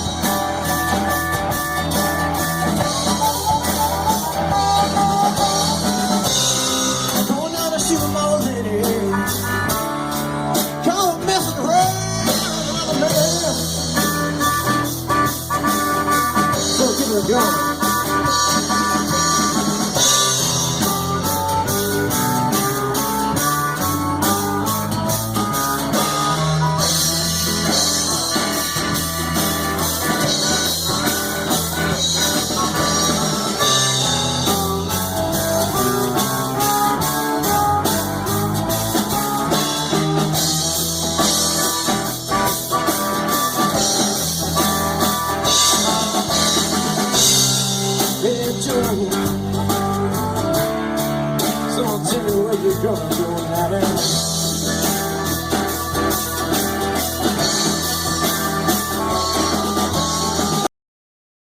Hey Joe, so tell me where you're gonna go now.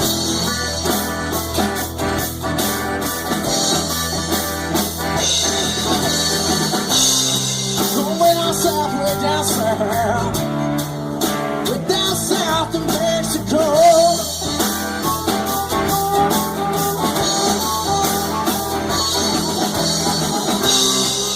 Way down south, way down south, way down south of Mexico. Yeah, so listen to this.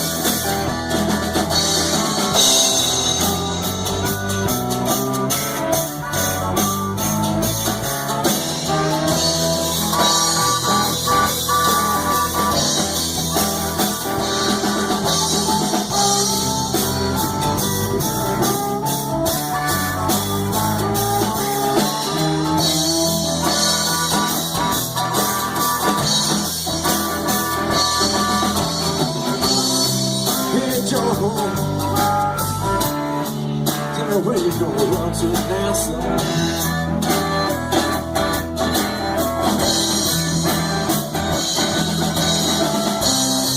Hey Joe,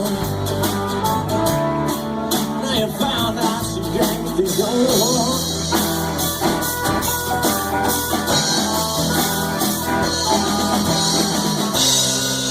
Way down, way down, way down. Way down south, way down south.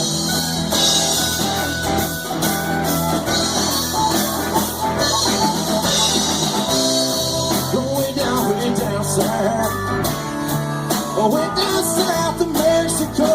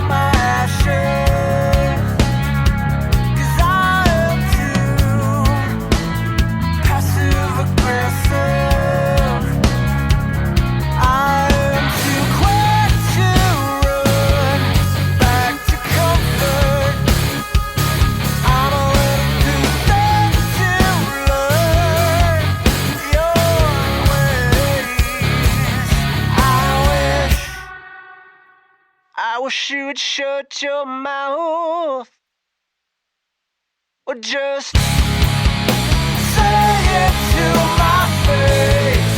I dare you.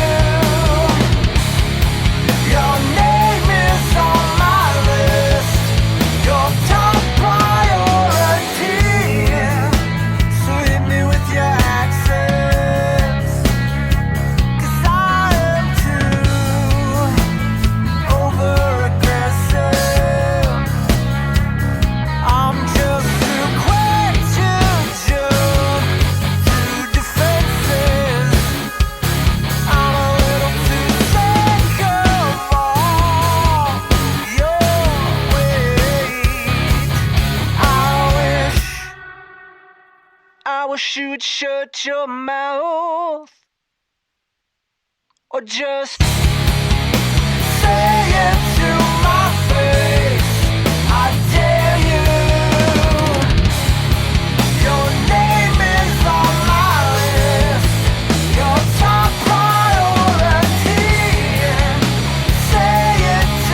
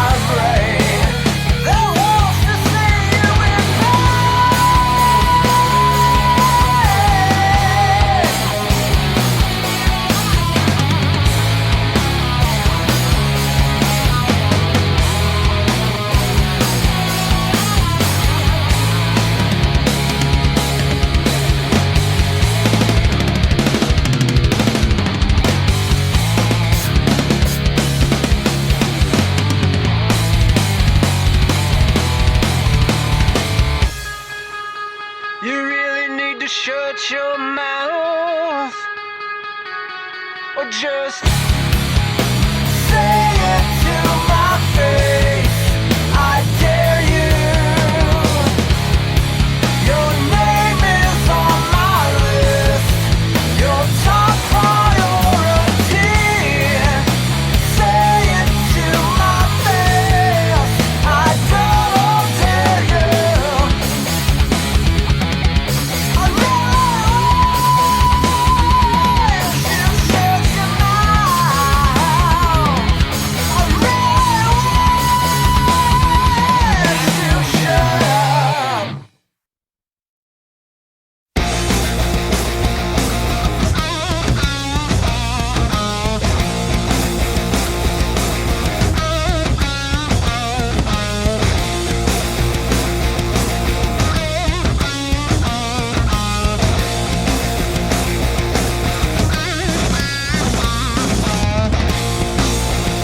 We got a rocket ready.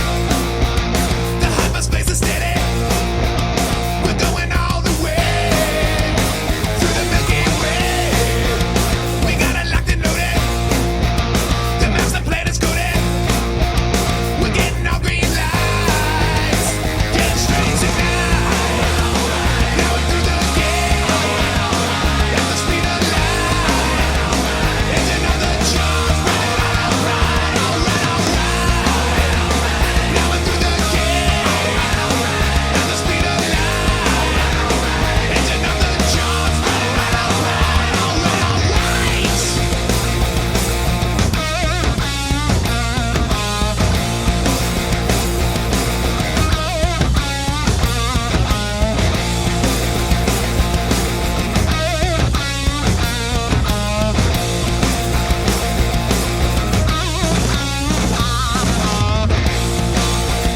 We gotta hold it steady. The landing side is ready. The override is keen. We're coming in full speed. We gotta start unloading. The pressure is exploding. The turbulence is tight. Can't straight tonight. Now we're through the gate. At the speed of light. Engine on the charts. Now we're through the gate. At the speed of light. Engine on the charts.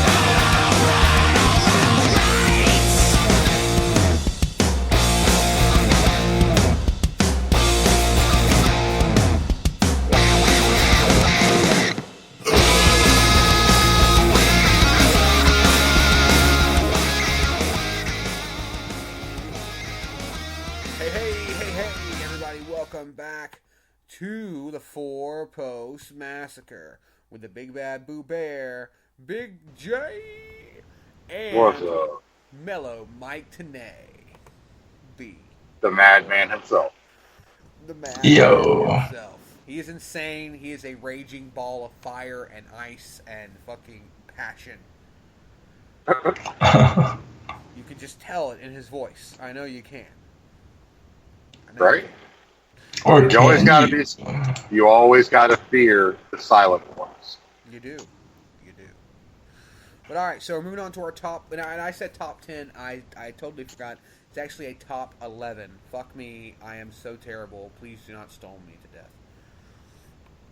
But it is a top 11 underrated superstars. Underrated, underused, underutilized, or underappreciated in the WWE that left and went on to do things better elsewhere. Top 11. I had big paragraphs and stuff to go through each person, but I'm going to try and turn them into, shorter sentences and just kind of work with it. All right, number 11, we come to Jeff Hardy. I know he hasn't done the greatest things ever, and recently he's been slipping off on the relevancy scale. But he did go to TNA and win 3 titles there, 3 world titles there. And it has been a pretty good run for him, excluding this Brother Miro and his drug incidents with Sting at Victory Road 2011. He's doing okay. Let's see, number 10. Never heard of him. Number 10, Bobby Lashley. We really don't even need to speak about his WWE run. Come on. In 2009, This watered-down Lesnar debuted in TNA, feuding with the MEM. He recently had to do some work on his. He really had to do some work on his talking skills. Which But he's improved. You know, he's won the title, the world strap 3 times. I just would rather not ever talk about his tenure, his dreadful fucking tenure in WWE. But could he come back in return now to WWE? Maybe. I mean, you know, we've talked about this before on the show. Yeah. I actually just listened to it the other day. We all thought that it would be okay to see him come back and go up against Lesnar, but after that, I mean, what do you do with him? Right. Number 9. And I am so glad you just said that. Go ahead. No, wait, hold on. Why are you so glad that I just said that? No, because this will go into our WWE talk we have later on. Oh, Jesus Christ. All right, and number 9, we come to Bully Ray Dudley. Now, I know that Bubba Ray was a part of one of the greatest tag teams in WWE history, winning a title I can't remember how many tag team titles they won, but I know they are tied or just over the Road Warriors for most tag team titles ever. Dude, what about the Rock and Roll Express? Oh, come on. We're talking about legitimate tag teams. Rock and Roll Dude, Express. the Rock and Roll Express. They were They're not. legit enough. Of all time. Nah, they were not. They were not that good. But, you know, anyways, fucking, hold on. 1 second. Blam, blam, blam, blam, blam. Thank you, blam. Good for you. Okay. I'm talking to a new person for a possible new interview in the future. Keep you guys posted on that. No, so, where was I? Oh, yes, Bully Ray Dudley. Now, we know he was a massive tag team specialist with Devon. They did very well for themselves in WWE. They left and debuted in October of 2005 in TNA. Now, I didn't know this, did a bit of research, but he actually has never won a title anywhere else except for TNA. He won the world title 3 times there and is a Hall of Famer in TNA. So, yeah, he did really well after leaving WWE with his brother. Right. You know, I think he definitely deserved a place. He deserved a title anyways. I think WWE really could have done something with him in a singles competition type setup. They just never took the time to really work with him. So Right. Next up, number 8, Mr. Anderson. You remember Mr. Anderson? Oh, yeah, asshole. Yeah. Yeah. God, asshole. Jesus, you didn't even, wasn't even like a hesitation there. I mean, you like pissing your fucking cornflakes or something? What happened? I never saw him at WWE, man, but at TNA, he was good shit. Oh, you I like saw him in both. He was mediocre in WWE. I liked him. He was. I liked this whole enigmatic. And he was a good speaker. He had the talent to speak. Yeah. But, I mean, what was his gimmick, though? Because, I mean, just like I said, he showed up in TNA in 2010 after a mediocre, successful run with WWE, still hashing at that ring announcer turned wrestler gimmick. What the fuck? He had some major success. Yeah, he had some major success winning a big strap. Not once, but twice. Not being able to keep his drug problem under control, that was his downfall. He was. I think his finisher was that TNA was the mic check. Yeah.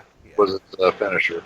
Yeah. His last interview was done at ICW, where he said that he was not under contract with them anymore after failing an on-the-spot drug test in the back at TNA. Wow. He did do well for himself, pulling off the world title a few times, and I think that WWE's problem with him is more along the lines of the writing, not so much his own personal work ethic. And I mean, right. I don't know what drugs he got popped on. I mean, but he doesn't look like a big hard addict. But then again, I didn't think Jake the Snake Roberts was either. No. Right. Or Sting, for that matter.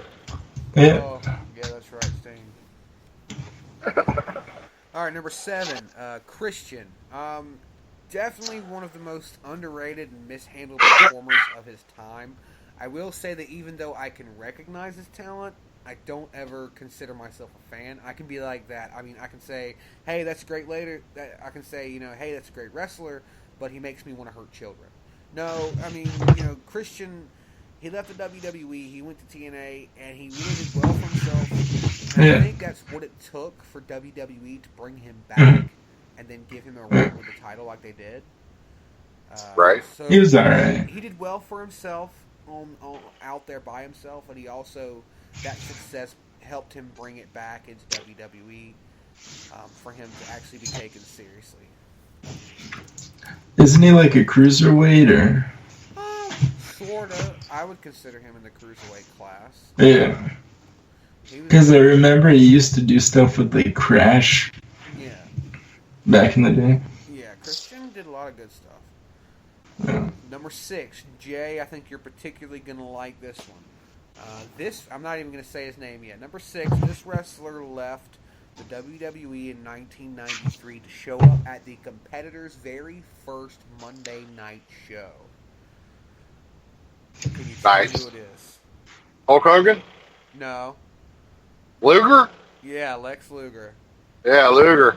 Yeah. The narcissist. Yeah, he did well for himself. I mean, WWE, they worked with him, and then the biggest push they could have put on him, they could have gave him the title, and they made him win that match via disqualification, which was dumb. It was the dumbest fucking... What was the reason? It was like having a dog and then killing the dog. I don't really know what analogy can even be used for it because it was just so damn stupid. So Lex Luger leaves WWE, goes on to WCW, wins 2 world titles and 2 United States championships. I think as well as a tag team championship.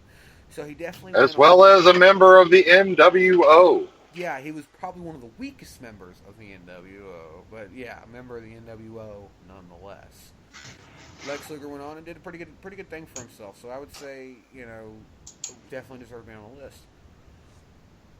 All right, this brings me to my next one. Ugh, I hated typing the name of this guy and putting it on my list, but it's... The New Day? No, it's worse than that. Holla, if you hear me! Scott Big Papa Pump Steiner. Nice. Yeah, Scott and Rick did a lot of cool stuff in WWE, but after he left WWE, yeah, where'd he go? I thought as a tag team they were good. That's another one that they were a great tag team. Yeah, they were a great tag team. I liked them then, but after they split up and he went and did his WCW stuff and became Big Papa Pump. Oddities were good too. The Oddities? Yeah. Yeah, they were awesome. And Demolition. Mm-hmm. Great tag team. Oh yeah, God, yeah. Oh yeah, hands Hell down. yeah. I love me some Demolition. Yeah. Right on. Here comes the axe. Here comes the smasher. Yeah, some really great shit. But yeah, Scott Steiner went on to win multiple world heavyweight titles in WCW. So he did leave WWE. He did better for himself in WCW. I mean, that's pretty much the qualifications for this fucking list. So he made it on. All right, number 4, we come to Drew Galloway. I would say, I mean, Jay's never seen his WWE stuff, but me and Mike, I'm sure, have. And compared to what he was doing in the WWE, he is doing very well now. He's won titles in almost every promotion he's worked in. The CPW seems to be the only one he hasn't won in, and he could be very well have won that tonight. I'm trying to stay away from anything, WCPW, so I don't get spoiled on it. I mean, since we didn't get the results, I have going to control myself and just try and watch it tomorrow. Nice. And Joe is home, so I mean, I don't know. But yeah, I think Drew has done very well for himself. I think that leaving WWE being released was probably one of the greatest things that ever happened to him. So, yeah, Drew Galloway, number 4. Number 3, we get to one Mr. Kevin Nash and Scott Hall. Now, this was an interesting pick for number 3. I actually had to call Dean up and talk to him about it, and he gave me a little bit of advice. Because I definitely wanted the outsiders on this list, because not only did they just come over the tag team and reinvent the tag team division, I mean, for fuck's sakes, they were the founders of the NWO. But in reality, Dean brought up a good point when he said they reinvented the wrestling business as a whole. We got the concept of guaranteed contracts because of people like Kevin Nash and Scott Hall. Right. You know, obviously, I don't need to even list the accomplishments of the NWO as a whole, and it's all Right. thanks to Kevin Nash and Scott Hall, who would have never done it if they had stayed in the WWE. So Right. it's sort of a gray area. Kevin Nash won a few championships.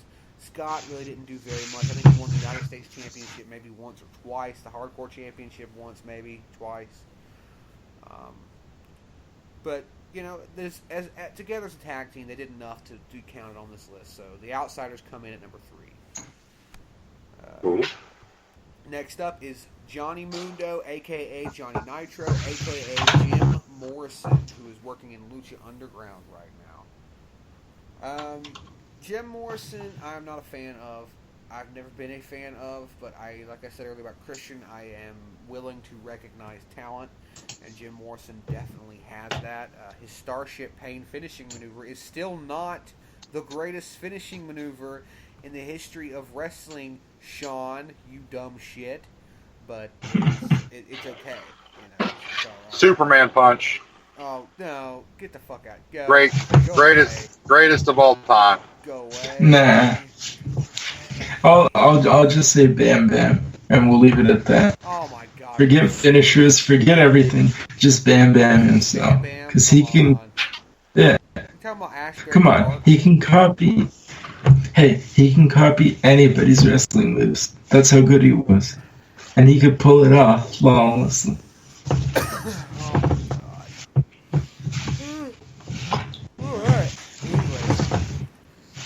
So, moving on to number 1. Mike, could you give me a drum roll, please?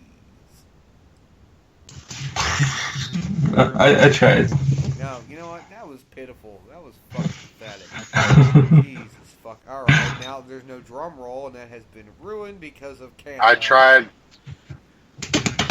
to fart a drum roll, and I think I just shit myself. There we go.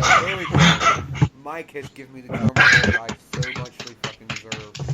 Number 1 goes to Kurt Angle. I mean, you guys had to know that Kurt was going to be the top of this list. He left WWE.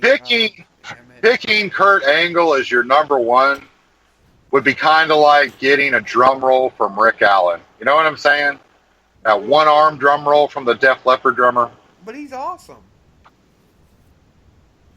Sure is. Oh my god. How can you not like Rick Allen? Kurt Angle left the WWE and went on to wrestle in various promotions across the world, has won titles in those said promotions, and has won the TNA title, strictly speaking, 6 times, when being the inaugural TNA World Heavyweight Championship when it switched over from the NWA to the TNA. So Kurt Angle has done a lot for himself after leaving WWE. I think he is probably one of the most successful wrestlers after leaving the big one. WCW? You like making my life live in hell, don't you? Is that what it is? That's what I thought. Alright, so that was your top 10 list. We're fixing to make it into our WWE talk. We got our profile of the week coming up at the end of the segment. But firstly, you know what? Let's crack it open right now. What the... all show... Alright, let me explain something to you fans out there. All show, these guys have been in my ear talking about how Jay has switched sides on me, is talking shit about Goldberg, and Mike's just like, Goldberg is bad. I'm fucking, you know. So what the fuck? Hey, I never said he was bad. What is your deal? He's one of the greatest wrestlers to ever step into the ring. He defeated Brock Lesnar in less than 50 seconds. Yes, but that was all a money ploy. That was a ploy to get him the fan bases that he needed in order to keep him on the roster a little longer. Why? Why would you say these things? Because that's true. No. See, here's how I see it. Back in the day, he had quick matches. So basically, what they did now is they gave him that quick match because they knew he was old. And since he's old, he can't wrestle like he used to, and they don't want him to show his age. So they gave him a quick match just to get it over with, just so they can put him over. But he's Goldberg. You're missing the point, Dave. I get what he's saying. Two spears and a finisher. There you go. To quote, and this is why. Shut up. This is why I said, remember what you just said a couple of minutes ago when you talked about Lashley. Okay. So Lashley comes and fights Lesnar. And let's say Lashley beats Lesnar. What's left for him? What is left for Goldberg? You technically have Lesnar, who arguably has beaten everyone on the WWE roster. And you had Goldberg come in and beat him, which means Goldberg would technically beat anybody on the WWE roster. Who the fuck do you put him up against that's believable to give him any kind of a match? If it would have been a one and done, I think it would have been great.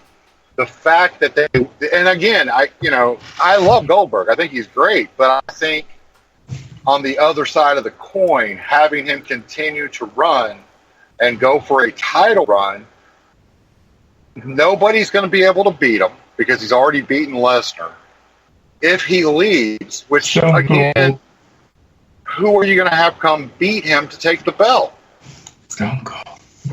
I don't see Stone Cold, but you wouldn't give Stone Cold the belt. You see what I'm saying? That's what I'm saying. You have to have someone beat Goldberg to take the title from him. You don't have anybody on the roster that can do that. Just get him disqualified. But okay, you bring up some very solid points. You do. Okay, you do. But I mean, I'm sorry. I get what. And let's even say you have him retire. Let's say you have him retire with the belt. Okay, kind of like what he did last time, where he did that as his last match, and he still kept the heavyweight championship. But if you have him retire with the belt, you are still going to have every fan from the minute he retires saying they want Goldberg back again. It would be a never-ending. You see what I'm saying? There's no way to win now because you've made him unbeatable. And when he leaves, regardless if he leaves or if he leaves, not regardless if he leaves, but if he leaves by retiring, you're going to say to the WWE fan, we had to bring back a wrestler that hadn't wrestled for 12 years, and we still have no one on the roster that can beat him. We still do not have someone talented enough that can beat a wrestler that hasn't wrestled in 12 years. They can do That's what you're going to tell them. They can have Lesnar beat him. Well, no. Here's where I gotta stop. Okay. So, the way I see it, and the way I've been reading online and doing all my information, Lesnar's contract ends at WrestleMania. So, since it ends at WrestleMania, this is his way of passing the torch. He's had his moment. He's just reign and his glory. And now it's time to let Goldberg have his little moment. So how long do you think Goldie's going to stay? Till WrestleMania. Goldberg's only going to stay till WrestleMania? Yeah. And then, but you're saying Lesnar's only going to stay till WrestleMania. So who's going to take over? Because wrestlers are you going to have to take over for those two?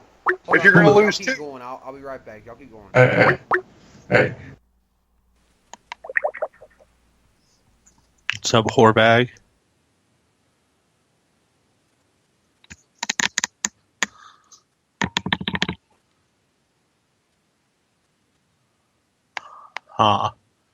Try to have one of them merge me in. Alright.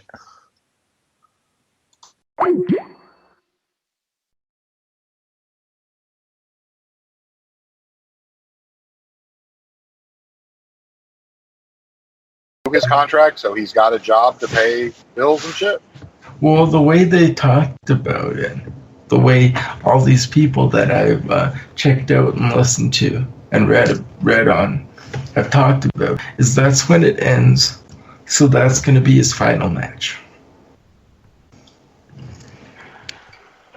And that's going to be him and Goldberg. If Goldberg's going to do it again, yeah. The way Goldberg talked at the last Raw I saw, which was a couple of weeks ago, he's going to do a title run.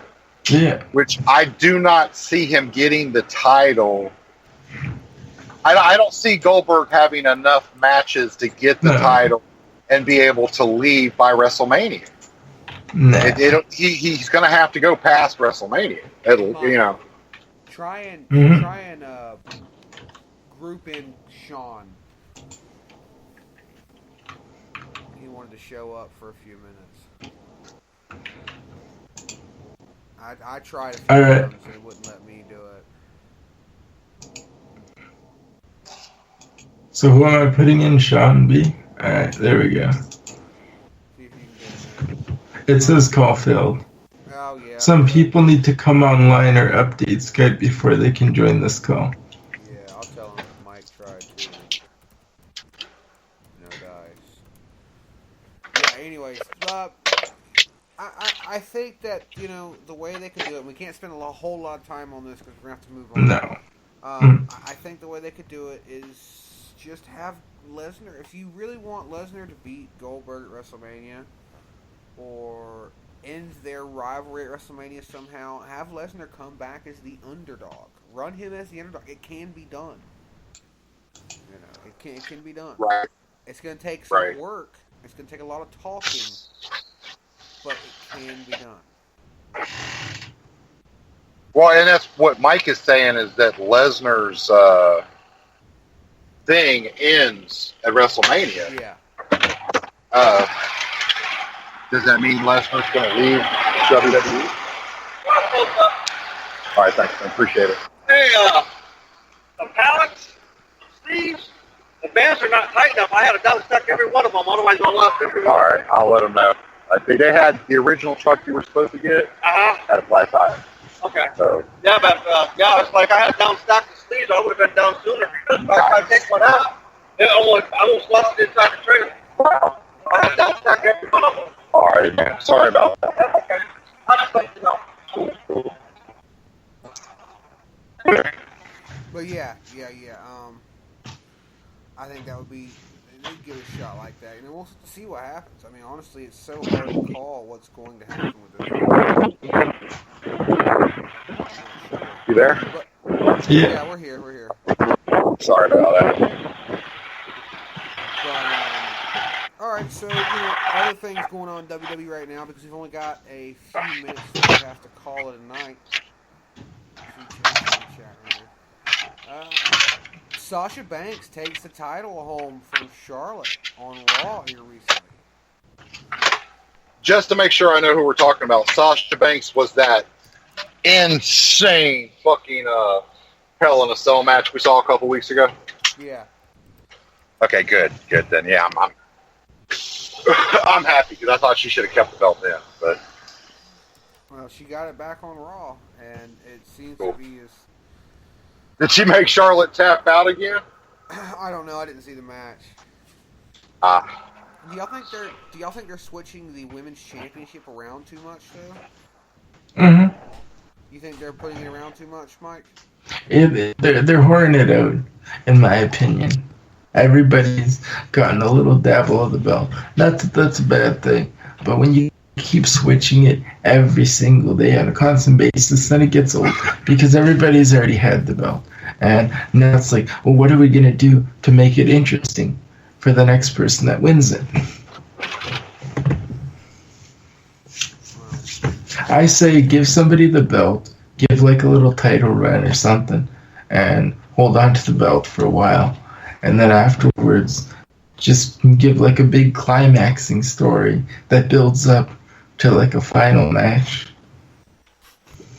I'm happy that Sasha has it, but they should leave it on her for a while. Yeah. Yeah. And I don't know. Again, I heard that interview, and Charlotte's a different person outside of the ring than she is in the ring. But that being said, I don't think her persona, I don't like her persona as champion.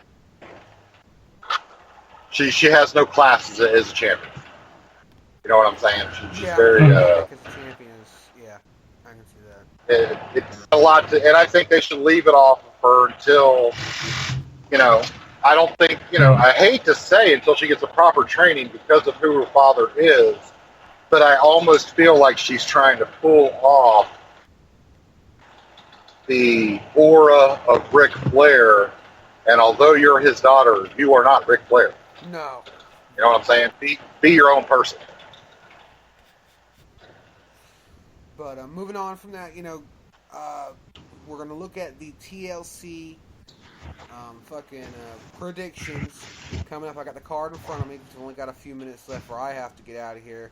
We got 30 minutes, but it's getting a little late, and I got to get up early in the morning. Inventory! Yay.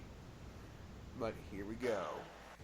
First match we're going to talk about, WWE World Champion AJ Styles takes on Dean Ambrose in the only tables, ladders, and chairs match of the TLC pay-per-view. That makes sense. Oh yeah, makes so much goddamn sense. They have ladder matches, and they've got tables matches, and they have even a chairs match on here. But this is the only tables, ladders, and chairs match.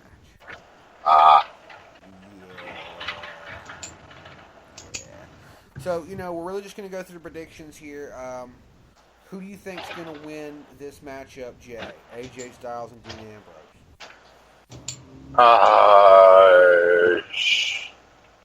I don't know. They're on a unfortunately, and nothing against the guy, but they're sucking on AJ Styles like his name is Roman Reigns right now.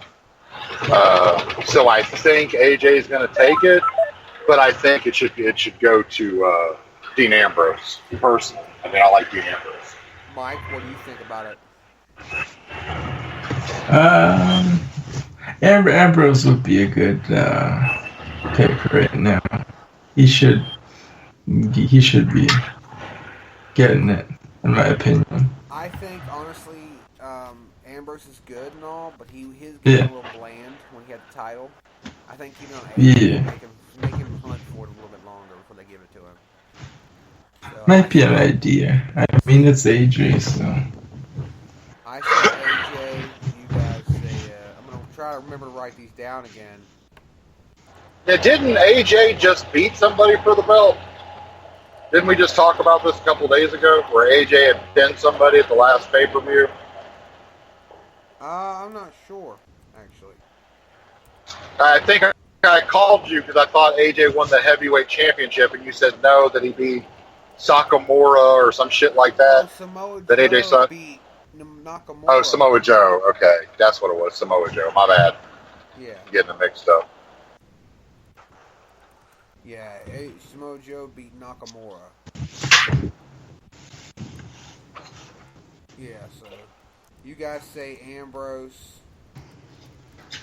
No, I think AJ is going to get it, but I think Dean deserves it more than AJ. I think they've jumped on the AJ train with the way they've been treating him. And again, just like what you just said, I think AJ needs to be there a little bit longer before he starts beating people like Dean Ambrose and shit like that. You got people with a little more tenure. But it's WWE, dude. You know what I'm saying? They're going to do shit backwards anyway, so. Yeah, they're going to do it backwards. So let's see, the next matchup on the card we've got is the SmackDown Women's Championship. Becky Lynch take on Alexa Bliss in a tables match. And I honestly think it'd be dumb to take it off Becky Lynch. I'm pretty sure, I think I can speak for all of us when I say Becky Lynch should probably keep the title. Think so? Yeah. What, am I wrong? I don't know. Start time. Is Becky Lynch the one that does fries, or does she do the hot wings? Oh my god. Mike, do you say Becky Lynch? Sure. We'll go with Becky. Alright. Alright. Next match up on the card. Don't fucking disappear on me now, you bastard. The wrong one. No. Son of a bitch. Fuck. Alright, I don't know if this is the next matchup on the card. I remember one of them, though. It was Randy Orton and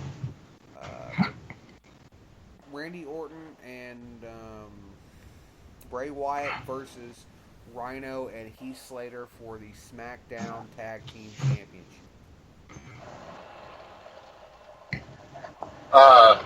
Again, that's such a hard one because I was a big Rhino fan back in the day. I wouldn't mind going for Rhino. So I would like to he's see Rhino get it. But I think they're gonna go the other way. So, are you gonna say Rhino and Heath Slater then, Jay? I'll go with that. I would hope so. I would hope they give it to Rhino. I mean, talk about somebody that's been in the business for a while. Well, they actually already have the tag team titles. Oh, do they? Yeah, they're defending against Randy Orton. Then I would hope they would. Yeah, I would hope they would keep it. Yeah. I'm gonna Same have here. to go. You're gonna go with Jay? Yeah. You gotta go with the Rhino. Well, you guys are freaking retarded because Orton and Hey, it's Orton. Orton could easily take it with Bray, but it's Rhino. You gotta give your props to Rhino. I say Orton and Wyatt take it pretty easily too. I say. Wow. So we just have to see Orton and Wyatt. They're doing very well together. All right. What they've got going is pretty damn good. I'm waiting for the next fucking page to load because it's a fucking whore cunt. No worries. Alright, here we go. Nikki Bella takes on Carmella in a no disqualification match. Do we care? No. Do we Nah. care? No, nobody fucking cares. Okay. The Intercontinental Championship is on the line as the Miz defends against Dolph Ziggler in a ladder match. I think we all want Dolph to win. Ziggler. But we're Yeah. pretty sure Ziggler. Miz is going to take it. I mean, I'm gonna go with Zig. you're going to say Zig? Okay. Zigmeister. I'm going to go with you, Jay, or you Mike, and say Zig as well. What was it, 7 seconds? Or what was that match? Or was it 11 seconds? That title, the Ziggler title run or whatever thing. That one match that he had that was like really, really short with the title win. I know it wasn't long. I know that much. It was No. It was like really, really short. I can't remember. Shorter than the Goldberg stint. Yeah. Jay, are you saying Dolph Ziggler as well? Yeah. Nobody likes the Miz. He needs that. Something fierce.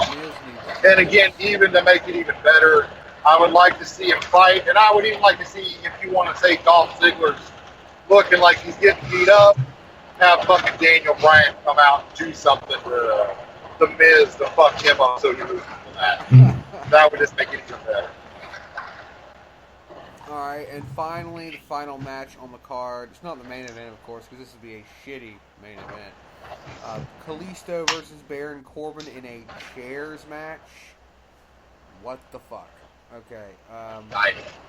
Does anybody care? Because I really don't fucking care. Nah. No. Maybe 50-50. We're just gonna. That's a chair match. Yeah, I have no idea. We're just gonna call it in the air. Whoever fucking Corbin. wins. Yeah, doesn't matter. Alright. So that is your TLC predictions. Now, moving on to the final segment of the night. Before we say our goodbyes, it is time for the first ever WWE profile of the week. Basically, I got a giant encyclopedia here I'm going to open it up randomly, pick a random spot on the page, and we're just going to take a few minutes to talk about said person that gets picked. And because there's so many, there's really so many here. It is bam. Page is stopped, and finger is looking for a person to pick. Damn it! I really had that in my head, and it just didn't work. The winner is actually not a bad little pick in the Hart Dynasty. Mike, do you remember the Hart Dynasty? Yes, I do. The Hart Dynasty consisted of Tyson Kidd, David Hart Smith, and Natalia. All of them from Calgary, Alberta, Canada. Woo-hoo! Yuppers. Mike's hometown. No. No? Nah. Oh. I'm from Windsor, Ontario. What's the difference? Big difference. Calgary is in Alberta. I'm in Ontario. I border Detroit, Michigan. Oh. So you have state. Yeah. We've got the Can-Am wrestling school here. I thought like it was just like one big like open field or something. Nah.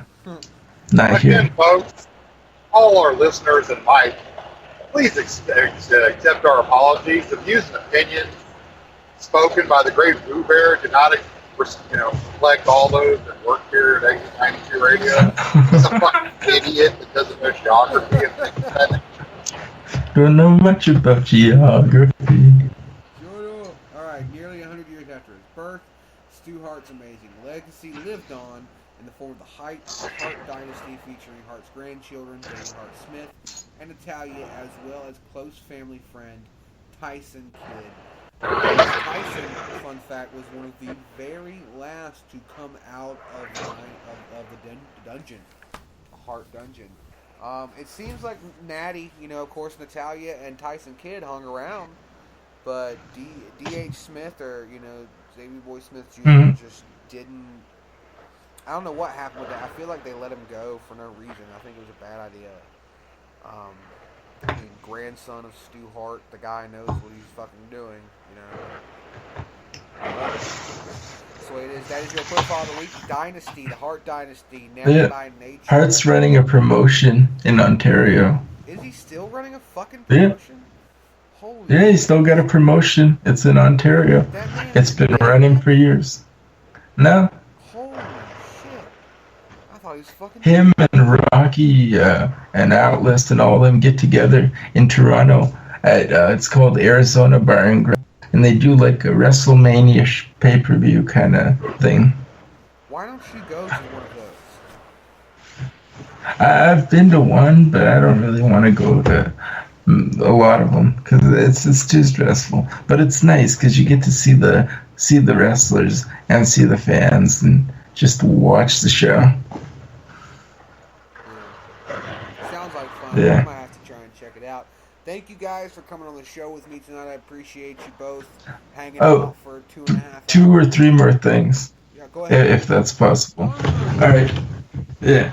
So you wanted to pull up that Roberts thing? Oh yeah, the Roberts thing.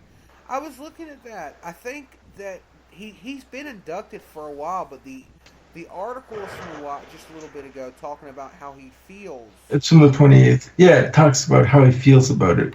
It's not what he expected.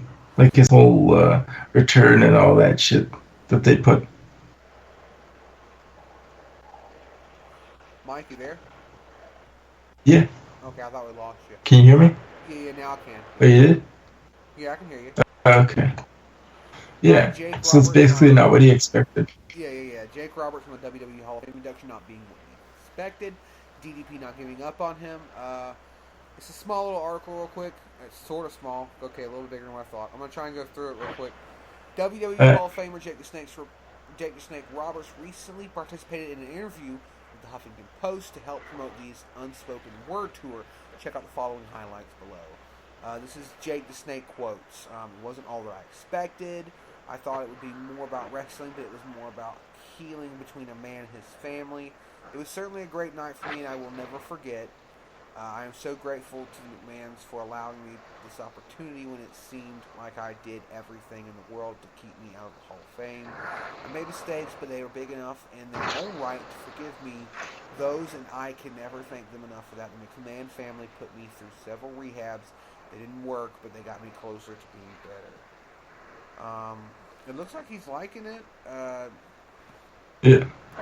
He didn't expect it to be as nice as it was. Yeah, he was hoping it would be more wrestling oriented and more about the business over what it was about. Yeah. Oh, I love Jake the Snake, man. Oh, he's awesome. That's all you can say about him. Definitely. But yeah, Alright. you guys thinks, there was something else you wanted to put up there, I forgot, sorry. Yeah. Alright, so this is number 2, and then number 1's coming up. So, Hogan returning to WWE. Hogan's daughter indicated that talks were ongoing between him and WWE, bringing him back for WrestleMania 33 in his home state of Florida. That was great. It says what? Hogan. Hogan's down for anything, really. I don't know, man. I don't see them bringing it back on TV. It'd be like an ambassador / host kind of role, similar to the one he played at WrestleMania 30. Yeah, I think honestly, okay, I know all the bullshit that with Hogan, that's fucking horrible because people decided to invade on his personal conversation and his personal life, because we all know when we're alone and in the dark, we don't say shit we probably shouldn't be saying or doing. That's all good and dandy. The WWE loses nothing by doing it. If you bring Hogan back and there's a kick and people are all about forgive Hogan and they like it, WWE banks on it. Yeah. Okay? And they can bring Hogan back again. If they don't, you don't bring them back again. You see what? It's a no-lose situation for WWE. People are going to pay to see WrestleMania regardless. Yeah, that's true. I mean, it's a win-win for WWE. If they bring them back and you get a bad kick from the audience, okay, we agree, whatever happened. We're sorry it happened, but there you go. There's nothing we can do. We tried. It didn't work out. Yeah. Shake Hogan's hand. Hogan says, okay, goes back to Tampa, does his thing. WWE goes on and does their thing. Right. If there's a big kick, if there's a big kick, you say, hey, you know what? I think the fans are over it. They realize that it was your personal shit and your personal life. Nobody's a fucking angel. Hey, how would you like to come back at, SummerSlam? How would you like to come back at, you see what I'm saying? Yeah. They can set it up for come back later on. Yeah. So it could be a good idea. It'd be really nice, interesting to see. I would kind of love to see Hogan back in the wrestling scene again. I mean, come on, we all grew up on it. It might be nice. So all right, so the last thing, the main event of the end of this evening is the rumors. All right, so here's where the rumors started.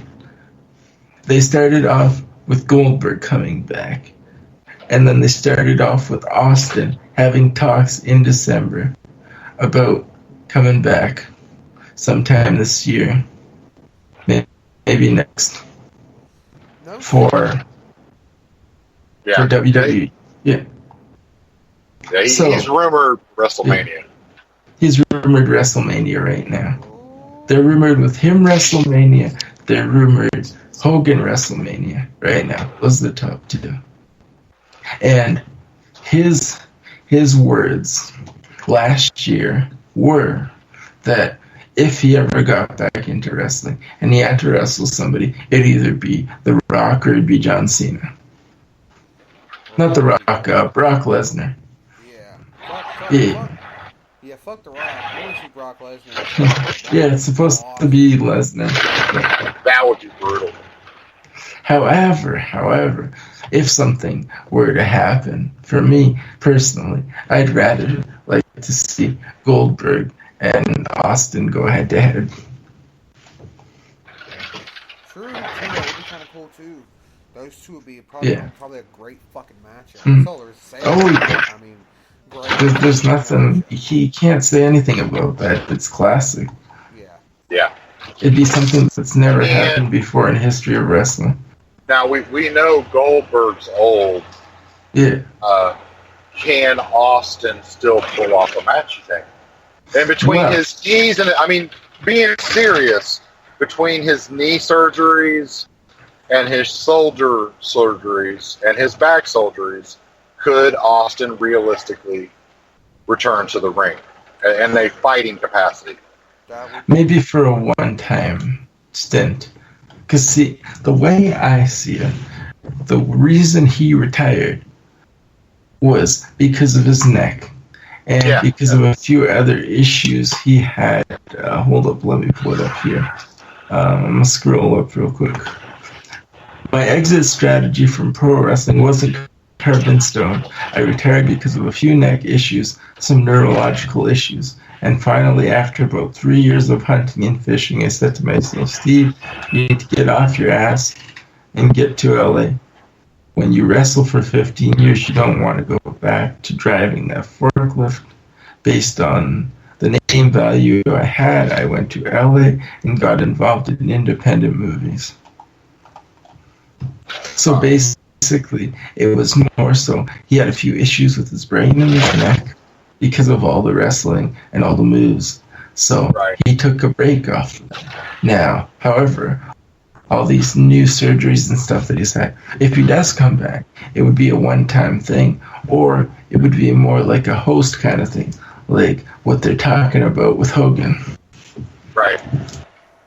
Yeah, see, I don't think Hogan could come back and fight either. I don't, hell no. Hogan's been Look, the only thing Hogan can do is maybe a few suplexes, maybe a choke slam, kick a few people, throw them around. That's all he was ever good for. Yeah. He wasn't like high flying. It's not like Bockwinkel or some of the other wrestlers. That elbow he used, was it the people's elbow or the elbow he used to do off the top rope? Oh, that, yeah. But that's just like a basic move. Yeah. He's too big of a wrestler. He's like a Baba, the great Baba, who I was talking about earlier, Japanese wrestler. They're about the same. They're tall, they're big and buff, and they can't really do all that high flying and all those moves that all the other wrestlers could do. Right. It's like a powerhouse. It's like a Kali.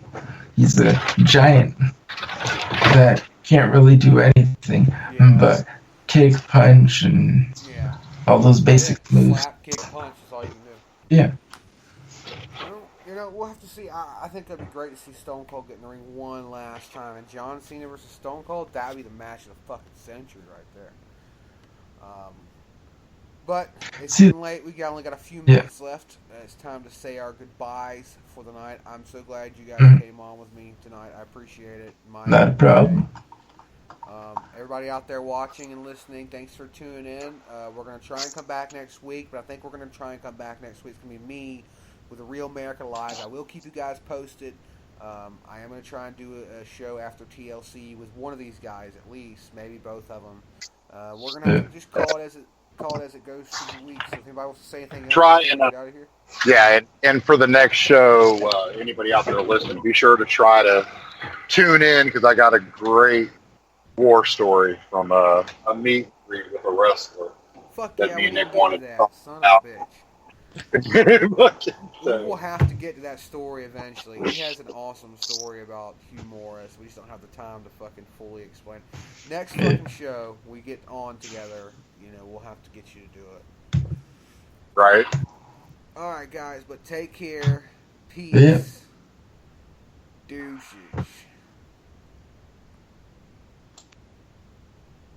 Hold on. Come on.